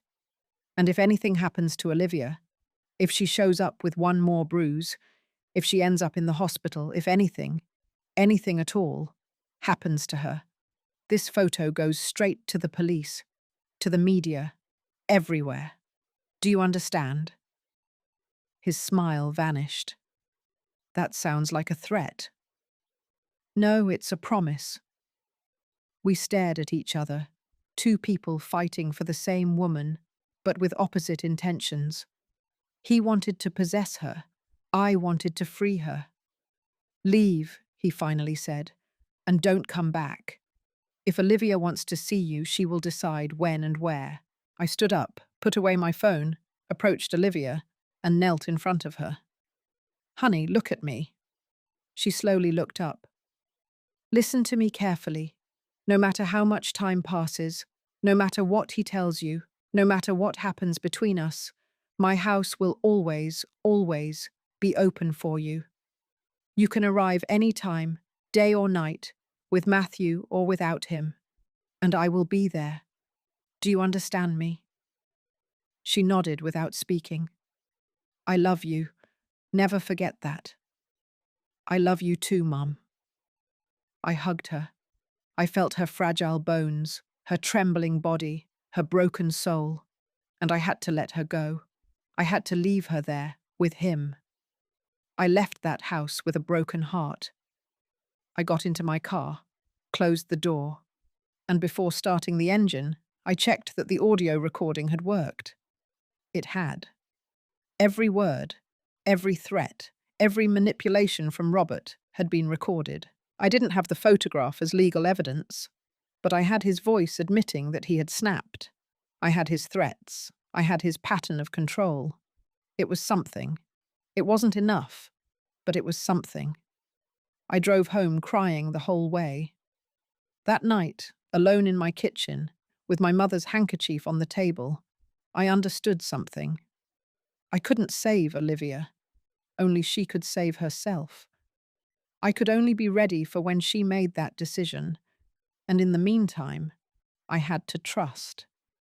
Trust that the girl who built birdhouses was still in there. Trust that the woman who dreamed of creating safe spaces would find a way to create one for herself. Trust that the moment would come, and when it did, I would be there, with open arms, and with the necessary evidence to protect her. The months that followed were the darkest of my life. After that meeting, Olivia stopped responding to my messages as frequently. Sometimes 2, 3 days passed without news. When she finally wrote, the messages were even colder, more distant. "Hello, Mum. All good. Can't talk now, busy." And I knew Robert was cutting the last threads that bound us, isolating her, separating her from everything that could give her strength to leave. I tried calling her. The messages went straight to voicemail. I tried visiting. No one opened the door. It was as if my daughter had vanished, as if I had lost her even though she was still alive. December arrived with cold and rain. The holidays were approaching. Christmas, New Year's, dates we used to spend together. I sent Olivia a message. "Honey, I would love for you to come to Christmas Eve dinner. You, Robert, and Matthew. I'll make your favorite dish, please." 2 days passed before she replied. "Thanks, Mum, but we already have plans with Robert's family. Maybe on New Year's." New Year's came. She didn't come. She didn't call. Just a text message at 11 o'clock at night. "Happy New Year, Mum. I love you." I spent midnight alone, with a glass of wine that I didn't drink, looking at old photos of Olivia. Olivia as a child, laughing. Olivia as a teenager, graduating. Olivia as an adult, at her wedding, radiant. At what point had everything broken? At what point had I lost my daughter? January brought a biting cold, and with it, a call that would change everything. It was a Tuesday afternoon. I was in the garden pruning the roses that Olivia loved. My phone rang. Unknown number. I almost didn't answer, but something made me pick up the phone. "Hello? Nerissa Caldwell?" It was a woman's voice. Professional. Serious. "Yes, this is she. This is Dr. Mendez from General Hospital. Your daughter Olivia was admitted this morning." The world stopped. "What?" "She is stable, but we need you to come as soon as possible." "What happened? Is she okay? My grandson?" "The child is fine. He is with Child Protective Services temporarily, but we need to talk to you. Can you come now?" Yes, I'm on my way." I dropped the pruning shears. I ran to my car. I drove with my heart in my throat. General Hospital, floor 3, room 312. I took the stairs because the elevator was too slow. I arrived at the nurse's station, breathless. "Olivia Caldwell. I am her mother." The nurse looked at me with compassion. "Room 312. Dr. Mendez is waiting for you." I walked down that white, cold hallway as if walking through a nightmare. Outside the room, a woman in a medical coat was reviewing a file. "Dr. Mendez?" She looked up, in her 50s, grey hair pulled back, tired but kind eyes. "Mrs. Caldwell?" "Yes, what happened? Where is my daughter?" "She is asleep. We gave her sedatives. She was very distressed when she arrived." "What happened to her?" The doctor led me to a small private waiting room. She closed the door. "Your daughter arrived in the emergency room this morning. Neighbors brought her. They say they heard screaming. When they went out to look, they found her in the yard, barefoot, with her son in her arms, bleeding. My God. She has a fracture in her left wrist, contusions on her face, bruises all over her body, some recent, others from weeks ago, and..." The doctor hesitated. "And what?" "Marks on her neck. Someone tried to strangle her." I felt the floor disappear beneath my feet. Did he try to kill her? I can't make legal speculations, but yes, the marks are consistent with manual strangulation. Another minute and... She didn't finish the sentence. Tears began to roll down my cheeks. "Can I see her?" "Yes, but she is asleep. The sedatives will keep her that way for a few more hours." I walked into the room, and there was my daughter, in a hospital bed, connected to monitors, with bandages on her wrist, her face swollen, with purple and yellow bruises, a neck brace protecting her neck. She looked so small, so fragile, so broken. I sat next to her. I took her right hand, the one that wasn't hurt, with infinite care. "Honey," I whispered, "I'm here. I'm here now." She didn't respond. She just breathed slowly, deeply, lost in the induced sleep. I stayed there, holding her hand, crying silently. Hours later, Dr. Mendez returned. "Mrs. Caldwell, there is something else you need to know." "What?" "Your daughter is pregnant, approximately 8 weeks." The shock was like a physical blow. "Pregnant?" "Yes, and given the circumstances, we are very concerned. The pregnancy is high risk due to the physical trauma. We will need to monitor her closely." "Does she know?" "I'm not sure. When she arrived, she was in shock. She wasn't speaking coherently. She just kept repeating, 'Protect Matthew. Protect Matthew.'" "Where is Matthew?" "Child Protective Services has him temporarily. He is physically unharmed, but he will need psychological evaluation. He witnessed the incident." "What incident? What exactly happened?" The doctor showed me the report. According to the neighbors, they heard screaming around 6 o'clock in the morning. Robert yelling, Olivia pleading, Matthew crying. The neighbors called the police, but before they arrived, Olivia ran out of the house with Matthew in her arms, barefoot, bleeding, terrified. She ran to the neighbor's house and frantically knocked on the door. "Help me, please, he's going to kill me."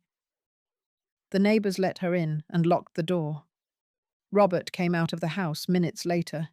He pounded on the neighbor's door. He demanded they give him back his wife and son. "They are my family. You have no right to interfere." The neighbors refused. The police arrived. Robert, calm, polite, explained that it had been a marital argument, that Olivia was hysterical, that she had emotional problems, that she needed psychiatric help. But the marks on Olivia's neck spoke for themselves. They arrested him right there. Charges: aggravated domestic assault and attempted homicide. "Where is he now?" I asked. "In jail. His bail hearing is tomorrow. He cannot be released. He cannot approach her. We have requested an emergency restraining order, but we need your daughter to press charges. We need her to testify." "She will. I will make sure she does." The doctor looked at me with compassion. "Mrs. Caldwell, many victims of domestic violence drop the charges, especially when children are involved. And now with a pregnancy, the pressure will be enormous. This time is different. He almost killed her." "I know. But the pattern of abuse includes remorse, flowers, apologies, promises of change, and many women go back. My daughter won't. I hope you're right." I stayed at the hospital that night. I couldn't leave. I couldn't leave her alone. I sat in that uncomfortable chair next to her bed and watched her sleep. My girl, my daughter, the one who built birdhouses, was now broken, but she was still alive. And as long as there was life, there was hope. Around 3 o'clock in the morning, Olivia began to move, soft moans, fragmented phrases. "No, please, Matthew, protect Matthew." I got up and went closer. "Olivia, you are safe. I'm here." Her eyes slowly opened, confused, scared. "Mum?" "Yes, honey, I'm here." Where am I?" "In the hospital. You're safe." She tried to sit up, but the pain stopped her. She moaned. "Easy, easy. Don't move. You have a fractured wrist." Her eyes filled with tears. "Matthew, where is Matthew?" He's fine. He's safe. Child Protective Services is taking care of him. Robert? In jail. She closed her eyes. Tears rolled down her cheeks. I'm sorry, Mum. I'm so sorry. No, honey, don't apologize. None of this is your fault. I should have listened to you. I should have left sooner, but I thought I could fix it. I thought if I were a better wife, if I were more careful, if I didn't provoke him. Honey, no. Listen to me. Nothing you did or didn't do justifies what he did to you. Nothing. She sobbed. He tried to kill me, Mum. This morning I told him I was pregnant. And he went crazy. He said he didn't want any more children, that he couldn't control me with one, that with two it would be impossible. And then he grabbed me by the neck. Her voice broke into a choked cry. You don't have to tell me now. Rest. No, I need to say it. I need someone to know the truth. She took a deep breath, despite the pain. He grabbed me by the neck and squeezed. I felt like I was dying, Mum. I saw black spots. I heard Matthew screaming. And I thought, my children are going to grow up without a mother. They are going to believe this is normal. They are going to repeat the cycle. But you didn't. You survived. He let go. I don't know why. Maybe he heard Matthew. Maybe he got scared. But he let go. And in that moment I knew that if I didn't leave that house, I was going to die. Maybe not that day, but soon. You did the right thing, honey. I grabbed Matthew and ran. I didn't even put on shoes. I just ran. And Robert came out after me, screaming, If you leave, you'll regret it. I'll take the children from you. I'll destroy you. He can't do anything to you now. Are you sure? Her voice was so small, so scared. Yes, he's in jail. There's a restraining order. And this time you are going to testify. You are going to make sure he can never hurt you again. She looked at me with eyes full of fear. What if he gets out? What if he finds me? He won't. I'm going to protect you. You are coming to my house. You, Matthew, and that baby on the way. You are going to be safe. You know about the baby? The doctor told me. New tears. I don't know if I can, Mum. I don't know if I can bring another child into this world. Not after everything Matthew has seen. Matthew is going to be fine. You are going to be fine. We are going to heal together, as a family. She clung to my hand. Do you really believe that? Yes, honey, I do. We stayed like that, hands intertwined, crying together, for the lost time, for the pain suffered, for the courage it took to leave, and for the hope that the worst was behind us. But deep in my heart, I knew this wasn't over. Robert was not one to give up easily, and the real battle was just beginning. The next day, early in the morning, a detective arrived. Detective Ramirez, in his 40s, serious gaze, notebook in hand. Mrs. Caldwell, is your daughter able to talk? Yes, but I need to be present. Of course. We went into the room. Olivia was awake, looking out the window. Olivia, this is Detective Ramirez. He needs your statement. She nodded, nervous. The detective sat down. Olivia, I know this is difficult, but I need you to tell me in your own words what happened yesterday morning.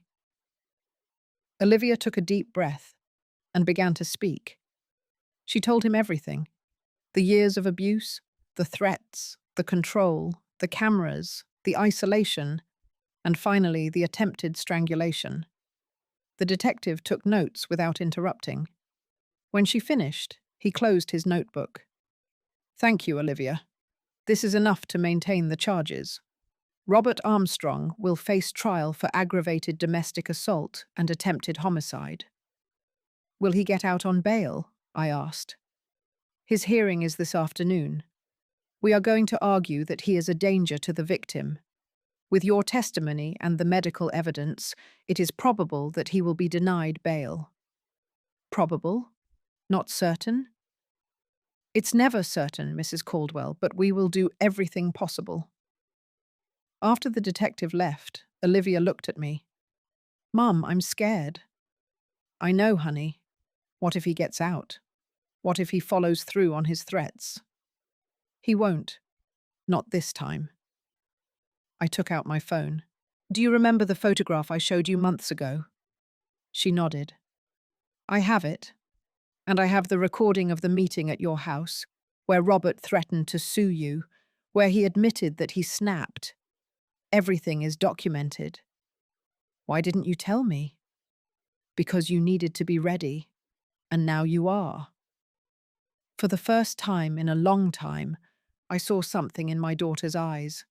It wasn't fear. It was determination. I'm going to testify, Mum. I'm going to make sure he pays for everything he did. That's the spirit. I took her hand. Honey, this is going to be difficult. There will be pressure. His family will try to make you change your mind. They will say you are destroying a family, that you should think about Matthew, that you should think about the baby. I have thought about them. That's why I'm doing this. So they grow up knowing that abuse is not tolerated, that women are not property, that we deserve respect. I felt my heart swell with pride. There she was, the brave woman I had raised, the one who built birdhouses, the one who dreamed of creating safe spaces. She had been there the whole time. She just needed to find the strength to leave. And finally she had done it. Olivia spent 3 days in the hospital, 3 days in which I watched my daughter slowly transform, not back to who she was before. That would be impossible. No one goes back to being the same after surviving what she survived. But I saw something more valuable than lost innocence. I saw wisdom. I saw strength. I saw a woman who had touched the darkest bottom and had decided to climb up. Robert's bail hearing was on Wednesday. Olivia couldn't attend. She was still hospitalized. But I went. I sat in that cold courtroom, surrounded by lawyers, relatives, people waiting for justice. And I saw him walk in, Robert Armstrong, with handcuffs on his wrists, orange prison uniform, but maintaining that arrogant posture, that look that said, "This is just a misunderstanding." His father was there, Mr. Armstrong, sitting in the front row, in an expensive suit and an indignant expression. Mrs. Susan hadn't come. I wondered if she had ever had the choice. The judge entered. We all stood up. The prosecutor presented the case: attempted homicide, aggravated domestic assault, documented pattern of abuse. Your Honor, the accused is a clear and present danger to the victim. He has the financial resources to flee. He has motive to intimidate witnesses. We request that he be denied bail. Robert's lawyer stood up, a man in his 50s, perfect tie, leather briefcase. Your Honor, my client is a respected engineer, no criminal record, strong community ties. This was an isolated incident resulting from marital tensions. My client is willing to undergo intensive therapy, to wear an electronic monitoring bracelet, to comply with any condition the court imposes. Keeping him in pre-trial detention would be excessive. The prosecutor responded immediately. Isolated incident? We have photographs of previous assaults, witness testimonies, evidence of years of systematic abuse. The accused nearly killed his pregnant wife in front of his 3-year-old son. This is not marital tension. It is criminal violence. The judge listened in silence, taking notes. Finally, he spoke. I have reviewed the file. The photographs are disturbing. The victim's testimony is consistent. The strangulation marks are clear evidence of lethal intent. My heart pounded. However, the judge continued, The accused has no criminal record. He has constitutional rights to a fair defense. Therefore, I will set bail at $500,000 with the following conditions: electronic monitoring bracelet, restraining order of 500 meters from the victim and her children, prohibition of direct or indirect contact, surrender of passport, and mandatory anger management therapy. I felt the world fall away. $500,000, Mr. Armstrong could pay that without blinking. The prosecutor objected. Your Honor, with all due respect, $500,000 is no obstacle for a family with resources like the Armstrongs. The accused could post bail and disappear. Objection noted, the judge said. But my decision is firm. The accused may be released on bail once all conditions are met. Next case. He struck the gavel. I left that room trembling. Robert was going to be released. Maybe not today, maybe not tomorrow, but soon. And when he was released, he would come for Olivia. Not physically, maybe, but he would come. I ran to the hospital. I burst into Olivia's room, gasping. She saw me and knew immediately. Did they give him bail? Yes. How much? $500,000. Can his father pay that? I know. She put her good hand on her abdomen in an instinctive, protective gesture. How much time do we have? I don't know. Maybe a few days, a week at most. Then we have to move fast. Move? Honey, you're still in the hospital. I don't care. I need to get out of here. I need to get Matthew back. I need to leave before Robert gets out. Leave for where? Your house. You said it would always be open to me. And it is. Of course it is. Then get me out of here. Please. I spoke with Dr. Mendez. I explained the situation. Medically, she would need to stay at least 2 more days, she said. But I understand the circumstances. If she signs a document releasing the hospital from liability, I can discharge her today, with strict instructions for rest. I'll sign it, Olivia said without hesitation. Very well, I will prepare the paperwork. While Olivia signed the documents, I made calls to Child Protective Services to coordinate the reunification with Matthew. To Patricia, the lawyer, to prepare all the legal documents. Permanent restraining order, request for full custody, divorce petition, to a locksmith to change all the locks on my house, to a security company to install cameras and alarms. I was not going to let Robert get near her. Never again. That afternoon, Olivia left the hospital, her arm in a sling, bruises still visible on her face, but with her head held high. I took her directly to Child Protective Services. Matthew was in a waiting room, playing with coloured blocks under the supervision of a social worker. When he saw Olivia, he dropped the blocks. Mummy, his shaky little voice broke my heart. Yes, my love, it's Mummy. Olivia knelt, ignoring the pain. She opened her good arm. Matthew ran to her and threw himself into her arms, crying, Mummy, Mummy, Mummy. I'm here, baby. I'm here now. She hugged him tightly, kissing his head, his cheeks, whispering words of comfort. We're not going back to that house. Right, Mummy? Matthew asked in a small voice. No, my love, never. And Daddy? Olivia was quiet for a moment. Then, in a firm but gentle voice, she replied, Daddy did things that weren't right, and now he has to learn that that's not what you do. But you don't have to worry about anything. Mummy is going to protect you.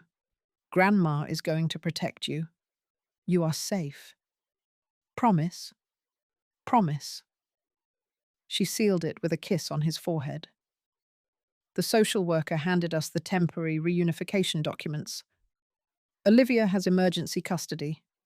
Robert Armstrong is not entitled to unsupervised visits while facing criminal charges.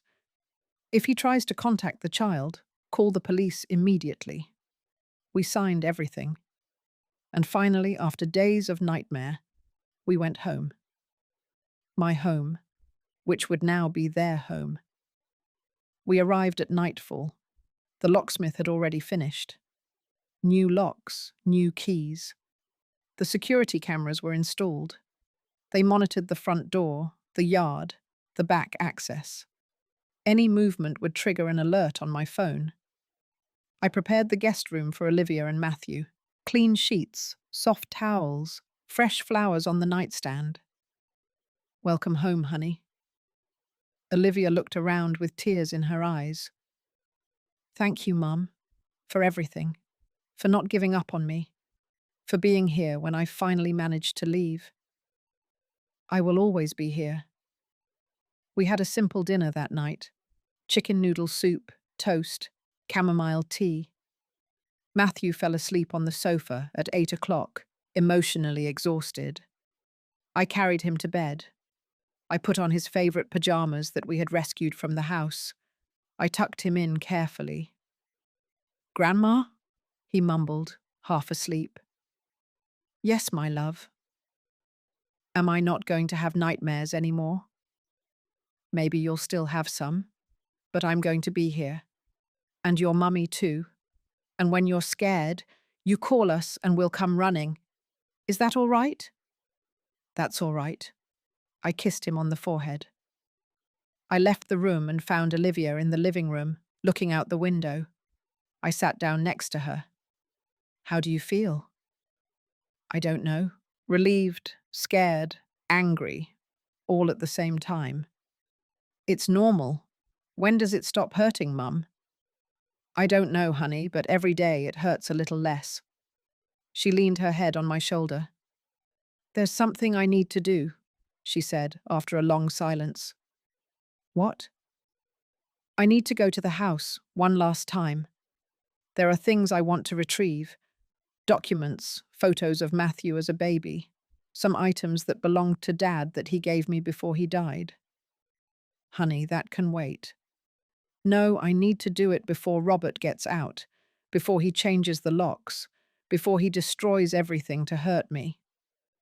Then we will go together, with a police escort. Can we do that? Yes, it's called property retrieval with police protection. Patricia mentioned it. You can request an officer accompany you to retrieve your things. I want to go tomorrow. Are you sure?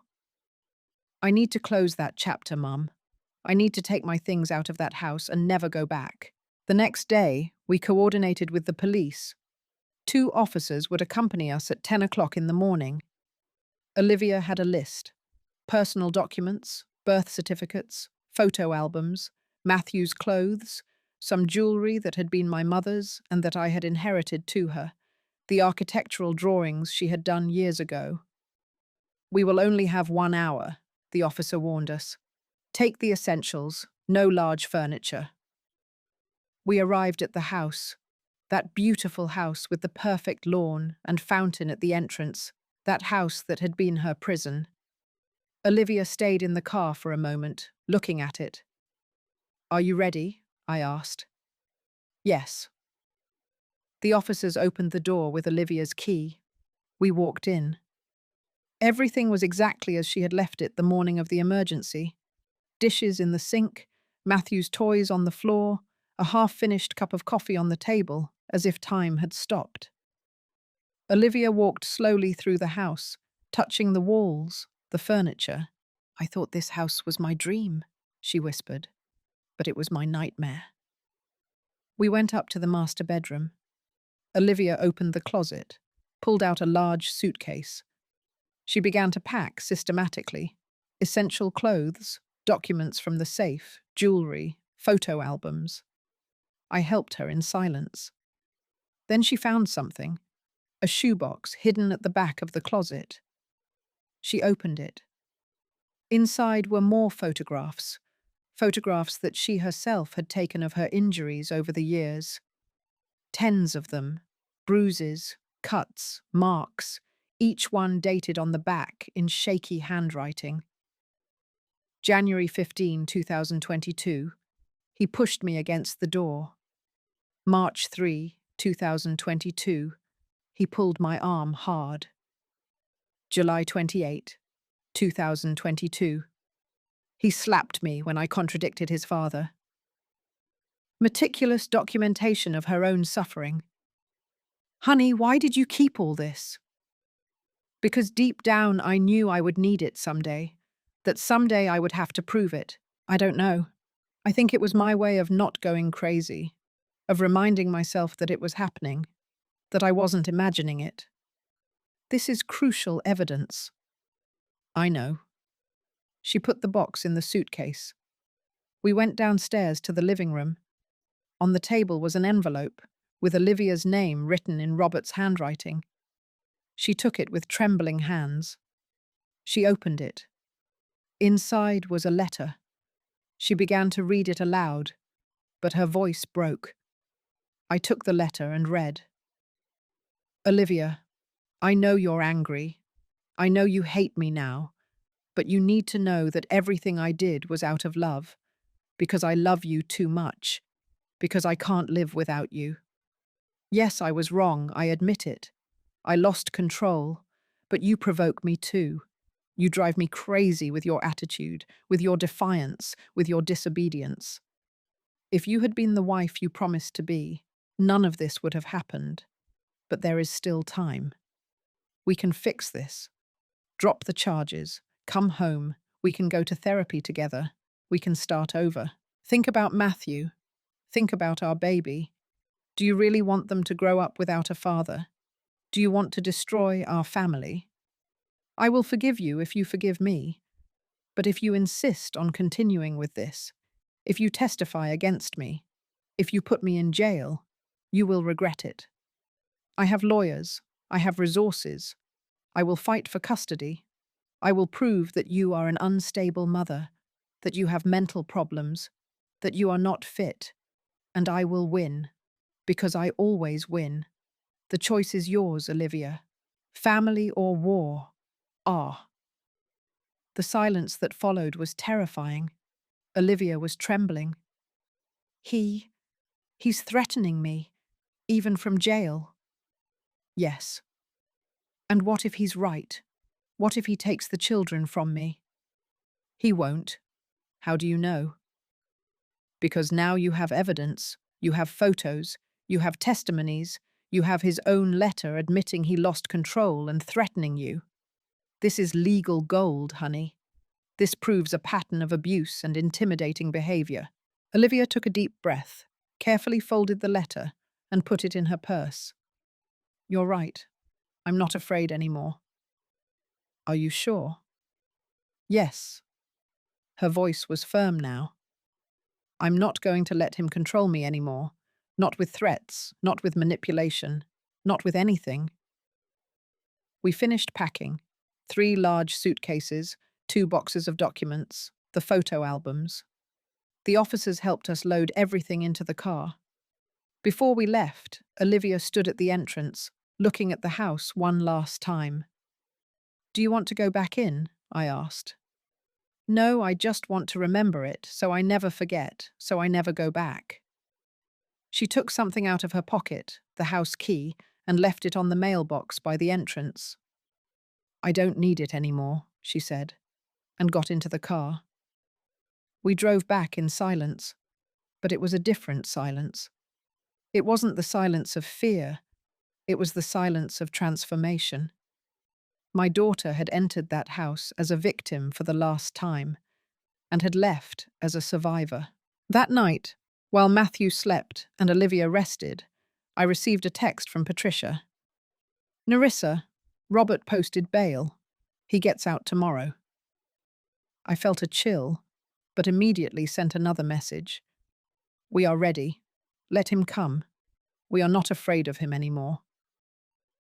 And it was true, because this time we had something he didn't expect. Evidence, determination, and the truth on our side. Justice would be slow, but it would arrive. Robert was released from jail on a Friday afternoon. I knew because the security cameras at my house captured an unknown car passing slowly in front of the entrance. 3 times. It didn't stop. No one rang the doorbell. No one got out. But the message was clear. I know where you are. Olivia saw the recordings and turned pale. He's violating the restraining order. Technically, no, Patricia explained over the phone. The order specifies that he cannot come within 500 meters. If he just drove down the street without stopping, he's in a grey area. Grey area? He's intimidating us. I know, but we need more solid evidence. For now, document everything. Every suspicious car, every strange call, every movement. And so we did. For the following weeks, we lived in a state of constant alert. Every noise made us jump. Every passing car made us nervous. Matthew had nightmares every night. He woke up screaming, looking for his mother. Olivia slept with him, hugging him, whispering that everything would be all right. But I saw the exhaustion in her eyes, the weight of living in fear. Then the messages began, not directly to Olivia. That would have clearly violated the restraining order, but through other people. His mother, Mrs. Susan, called her one day. Olivia put the phone on speakerphone so I could listen. Olivia, please, Robert is destroyed. He's not eating, he's not sleeping, he's just crying. Mrs. Susan, with all due respect, your son nearly killed me. It was a mistake, a terrible mistake. But he regrets it. He's going to intensive therapy 2 times a week. He's taking medication. He's doing everything he can to change. I'm glad he's getting help, but that doesn't change what he did. Olivia, think about your children. Matthew needs his father, and that baby you're expecting will need him too. My children need a living mother, and that's what I'm going to give them. Don't be cruel, Olivia. Don't destroy my son's life over a moment of weakness. A moment? It was years, Mrs. Susan. Years of abuse that you saw and never said anything about. Silence on the other end of the line. Because I know what marriages are like, Mrs. Susan finally said in a broken voice.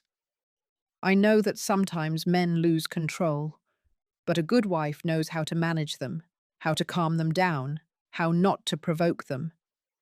Listen to what you are saying. You are justifying the violence.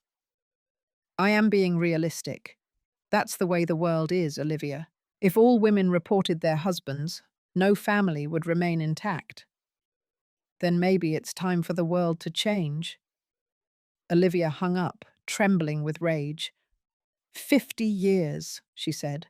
50 years of believing that abuse is normal, that it's her fault, that she has to endure it. And that's why what you are doing is so important, I told her. You are breaking the cycle. The days passed. The trial approached. The prosecutor kept us informed of the process. Robert's legal team is seeking a plea deal. They offer to reduce the charges to simple assault in exchange for Olivia withdrawing the testimony about the attempted homicide.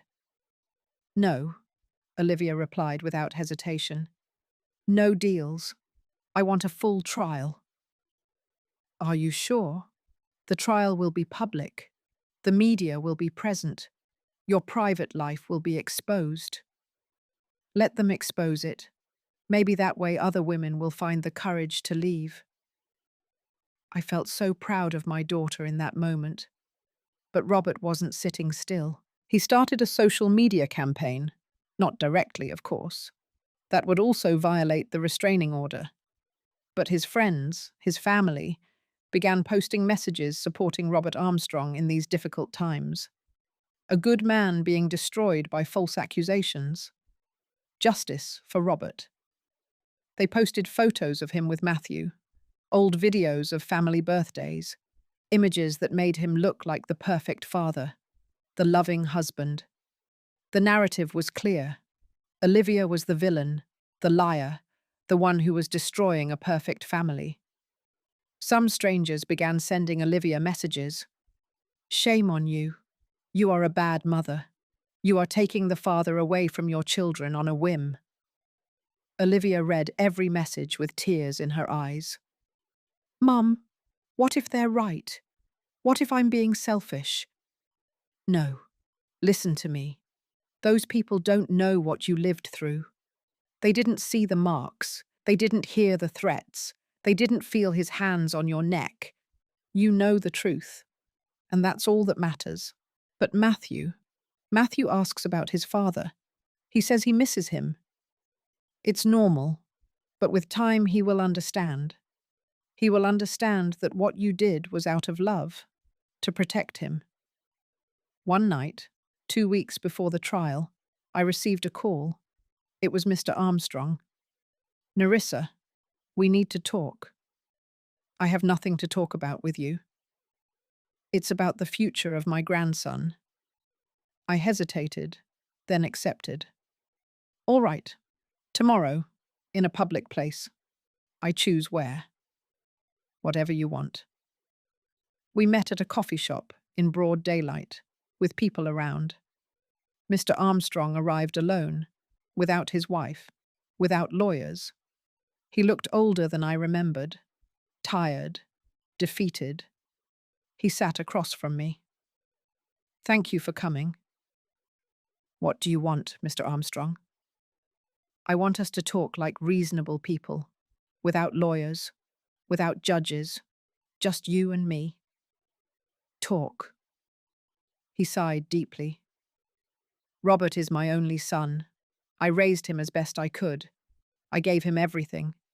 Education, opportunities, values. Values? What values did you teach him? That women are property? That violence is acceptable? He stopped. I taught him what my father taught me. That a man must be strong, that he must maintain control of his family. That's not control, it's abuse. Maybe, his voice broke, maybe I was wrong. Maybe we raised a generation of men who confused strength with cruelty. I looked at him with surprise. I didn't expect that answer. Why are you telling me this? Because I saw the photographs, Nerissa, the ones presented at the preliminary hearing, and I saw my son in them. I saw what he did, and I saw myself. He took off his glasses and wiped his eyes. For 50 years I did the same to Susan.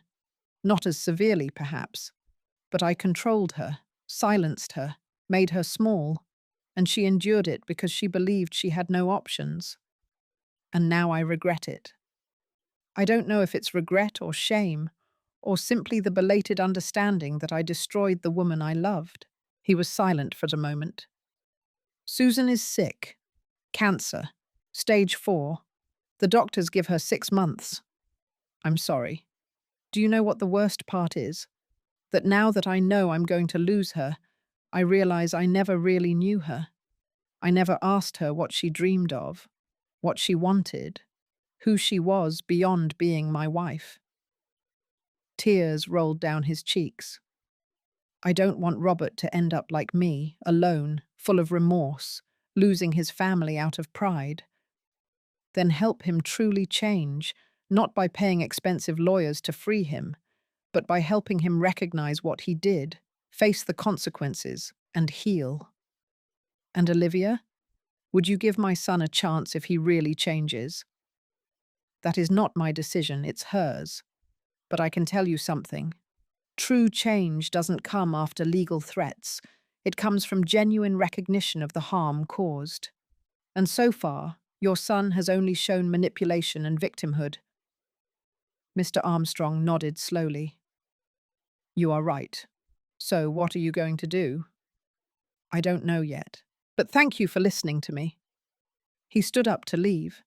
But before he did, he turned. Nerissa, one more thing. Tell Olivia that I'm sorry for clapping that night at the restaurant, for saying she had to know her place. I am ashamed of those words now. Tell her yourself, in a letter, without demands, without manipulation, just an honest apology. I will. and he left. I told Olivia about the conversation. "Do you think he's sincere?" she asked. "I don't know, but at least it's a start. At least he recognized that something is wrong." 2 weeks later, the day of the trial arrived. The room was full. Press, family members, curious onlookers. Robert walked in wearing an impeccable suit, his hair neatly combed, a serious but controlled expression. Olivia walked in wearing a simple blue dress, without excessive makeup, without trying to hide anything. The marks on her face had already healed, but the invisible scars remained. The trial lasted 3 days. The prosecutor presented devastating evidence. The photographs Olivia had kept for years, the testimony of Andrea, the sitter, the medical reports from the hospital, the audio recording where Robert threatened to take the children from her, the intimidating letter he left at the house, and finally Olivia's testimony. She took the stand with her right hand on the Bible. "Do you swear to tell the truth, the whole truth, and nothing but the truth?" "I swear." And she told her story, without crying, without drama, just the truth. Years of progressive abuse, economic control, social isolation, physical and emotional violence. The moment she felt his hands on her neck and thought she was going to die. The room was absolutely silent. Some reporters were crying. The jury listened with grave expressions. And Robert kept his gaze lowered. His lawyer tried to discredit the testimony. "Isn't it true that you provoked my client?" "No." "Isn't it true that you were also violent?" "Never." "Isn't it true that you are lying to gain an advantage in the divorce?" "I am not lying, and I don't need to lie. The truth is enough." The lawyer couldn't break her. Then it was Robert's turn to testify. He took the stand confidently. But when the prosecutor began to question him, something changed. "Mr. Armstrong, do you recognize these photographs?" He showed him the images of Olivia with bruises. "Yes." "Did you cause these injuries?" Silence. "Mr. Armstrong, answer the question." I lost control sometimes." "Did you lose control, or did you choose to be violent?" It was the stress, the pressure of work. She didn't understand." "So you blame the victim?" "No, I take responsibility for my actions." "You do? Is that why you sent this letter threatening her?" He showed him the letter. Robert turned pale. "I was angry." "You were intimidating a witness. That is a federal crime." His lawyer stood up. "Objection." "Overruled. The witness will answer." Robert was falling apart in front of everyone. And I realized something. Abusers are only brave when they have power. When that power disappears, only cowardice remains. The jury deliberated for 6 hours. When they returned, their verdict was unanimous. Guilty of aggravated domestic assault, guilty of attempted homicide, guilty of witness intimidation. The sentence was handed down 2 weeks later.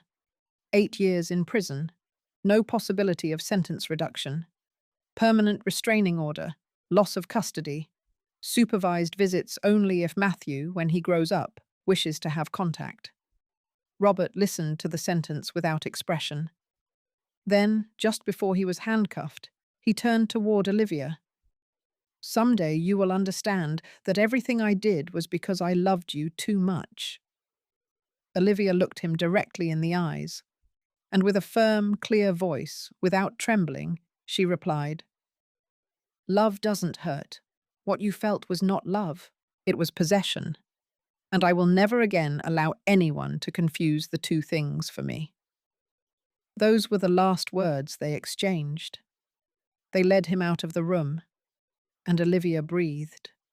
For the first time in years, She breathed without fear. Outside the courthouse, the media waited. Olivia gave a brief statement. My name is Olivia Caldwell. For years, I was a victim of domestic violence. I kept silent out of shame, out of fear, out of believing it was my fault. Today I am here, alive, because I finally found the courage to leave, because I had my mother supporting me, because I understood that my children deserved to see a strong mother, not a destroyed one. If there is a woman listening to me now who is in a similar situation, you are not alone. It is not your fault. And yes, you can get out. It's hard. It's terrifying. But it's possible. And it's worth it. The cameras captured everything. The next day, her testimony was national news. We Are Olivia became trending. Thousands of women shared their own stories. Many found the courage to report. Shelters reported an increase in calls for help. My daughter had become a symbol. She didn't seek it, but she accepted it with dignity. The months passed. Olivia gave birth to a girl. She named her Valentina, for the bravery she finally found. Matthew started therapy. Slowly, the nightmares subsided. He laughed again, played again, became a child again. Mr. Armstrong kept his word. He sent a letter apologizing. And more importantly, he stopped publicly defending Robert. He focused on caring for Mrs. Susan in her last months. When she passed away, Olivia attended the funeral. Not for Robert, but for that woman who had lived 50 years in silence. Because she too had been a victim. And a year after the trial, something extraordinary happened. Mr. Armstrong published an article in the newspaper. It was titled, A Father's Letter to His Son in Prison. In it, he publicly acknowledged how he had raised Robert with toxic values, how he had normalized control and domination, how he had applauded abuse, believing it was discipline. I was wrong, he wrote, and my son paid the price. But more than anyone, the women around us paid it, to all fathers. Teach your sons that true masculinity is not domination. It is respect. It is empathy. It is recognizing when you are wrong and having the courage to change. The article went viral, and Olivia, reading it, cried. Not out of sadness, but out of hope.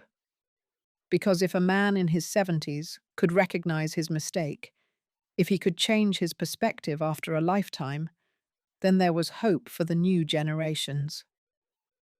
Do you think Robert will ever change? Olivia asked me one night while breastfeeding Valentina. I don't know, honey. Maybe yes, maybe no. But it is no longer your responsibility to save him. I know. I just hope that someday he truly understands the harm he caused. Not for me, but for Matthew. So that if they ever meet again, it will be as different men. It could be. And if not, she kissed Valentina's head.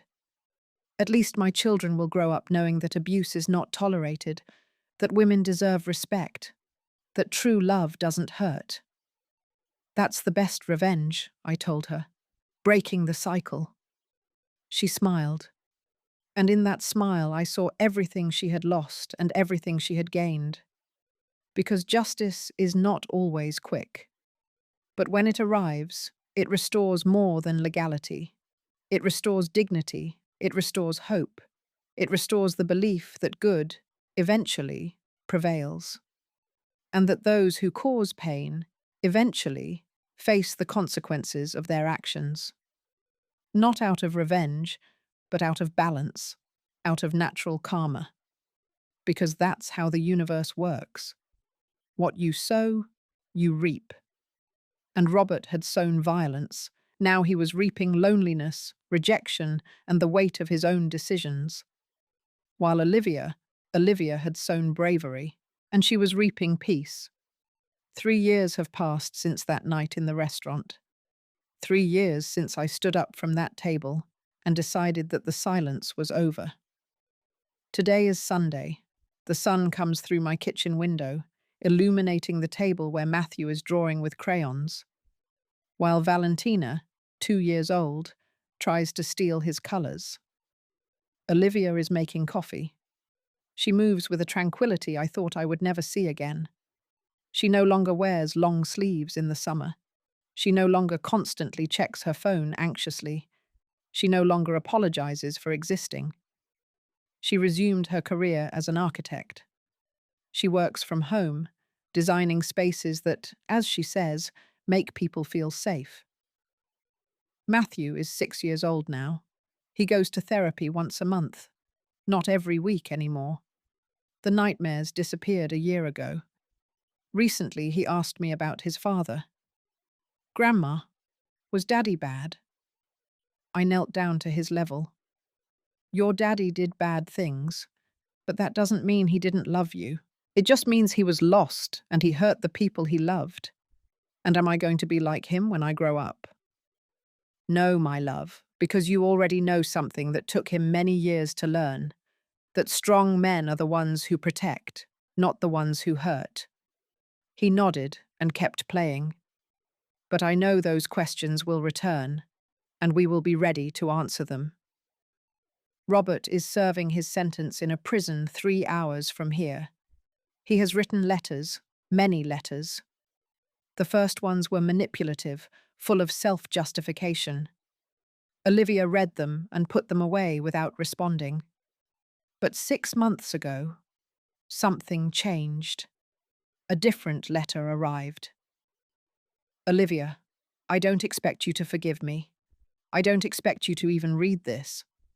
But after 3 years of mandatory therapy, after rehabilitation groups for aggressors, after a lot of silence and reflection, I finally understand.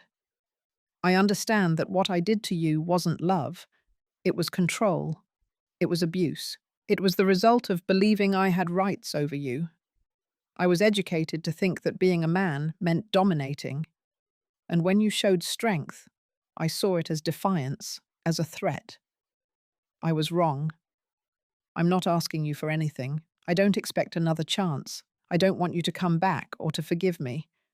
I just want you to know that I take complete responsibility for the harm I caused, and that if someday, when Matthew is older and wants to meet me, I will be honest with him about my mistakes, so he learns from them, so he doesn't repeat them.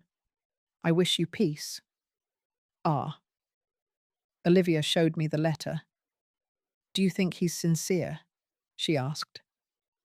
"I don't know, but even if he is, that doesn't change anything. The forgiveness is yours to give or not give, and you owe him nothing." "I know, but I think for the first time I can let go of the anger."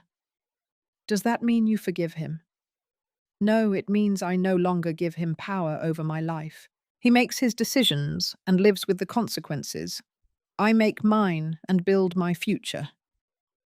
And that is exactly what she has done. Mr. Armstrong visits us occasionally. He is no longer the arrogant man I knew. Susan's death changed him deeply. Now he dedicates his time to giving talks at universities about toxic masculinity and conscious parenting. "If I can prevent even one father from raising his son the way I raised mine," he told me once, "I will have done something good with the time I have left." This morning, as we drink coffee, Olivia looks at me with those eyes that now shine with their own light. "Mum, did I tell you I was offered a new project?" "Which one?" "Designing a shelter for women victims of domestic violence, with safe spaces, play areas for children, therapy rooms. They want it to be a place where women can heal." "Honey, that is perfect. Remember when I was a little girl and I built that birdhouse?" "Of course." "I said that the birds needed a safe place. I think my whole life I've wanted to create those places, but I had to learn first that I deserved one too." She takes my hand. "Thank you, Mum, for never giving up, for being there when I finally managed to leave. for believing in me when I didn't believe in myself.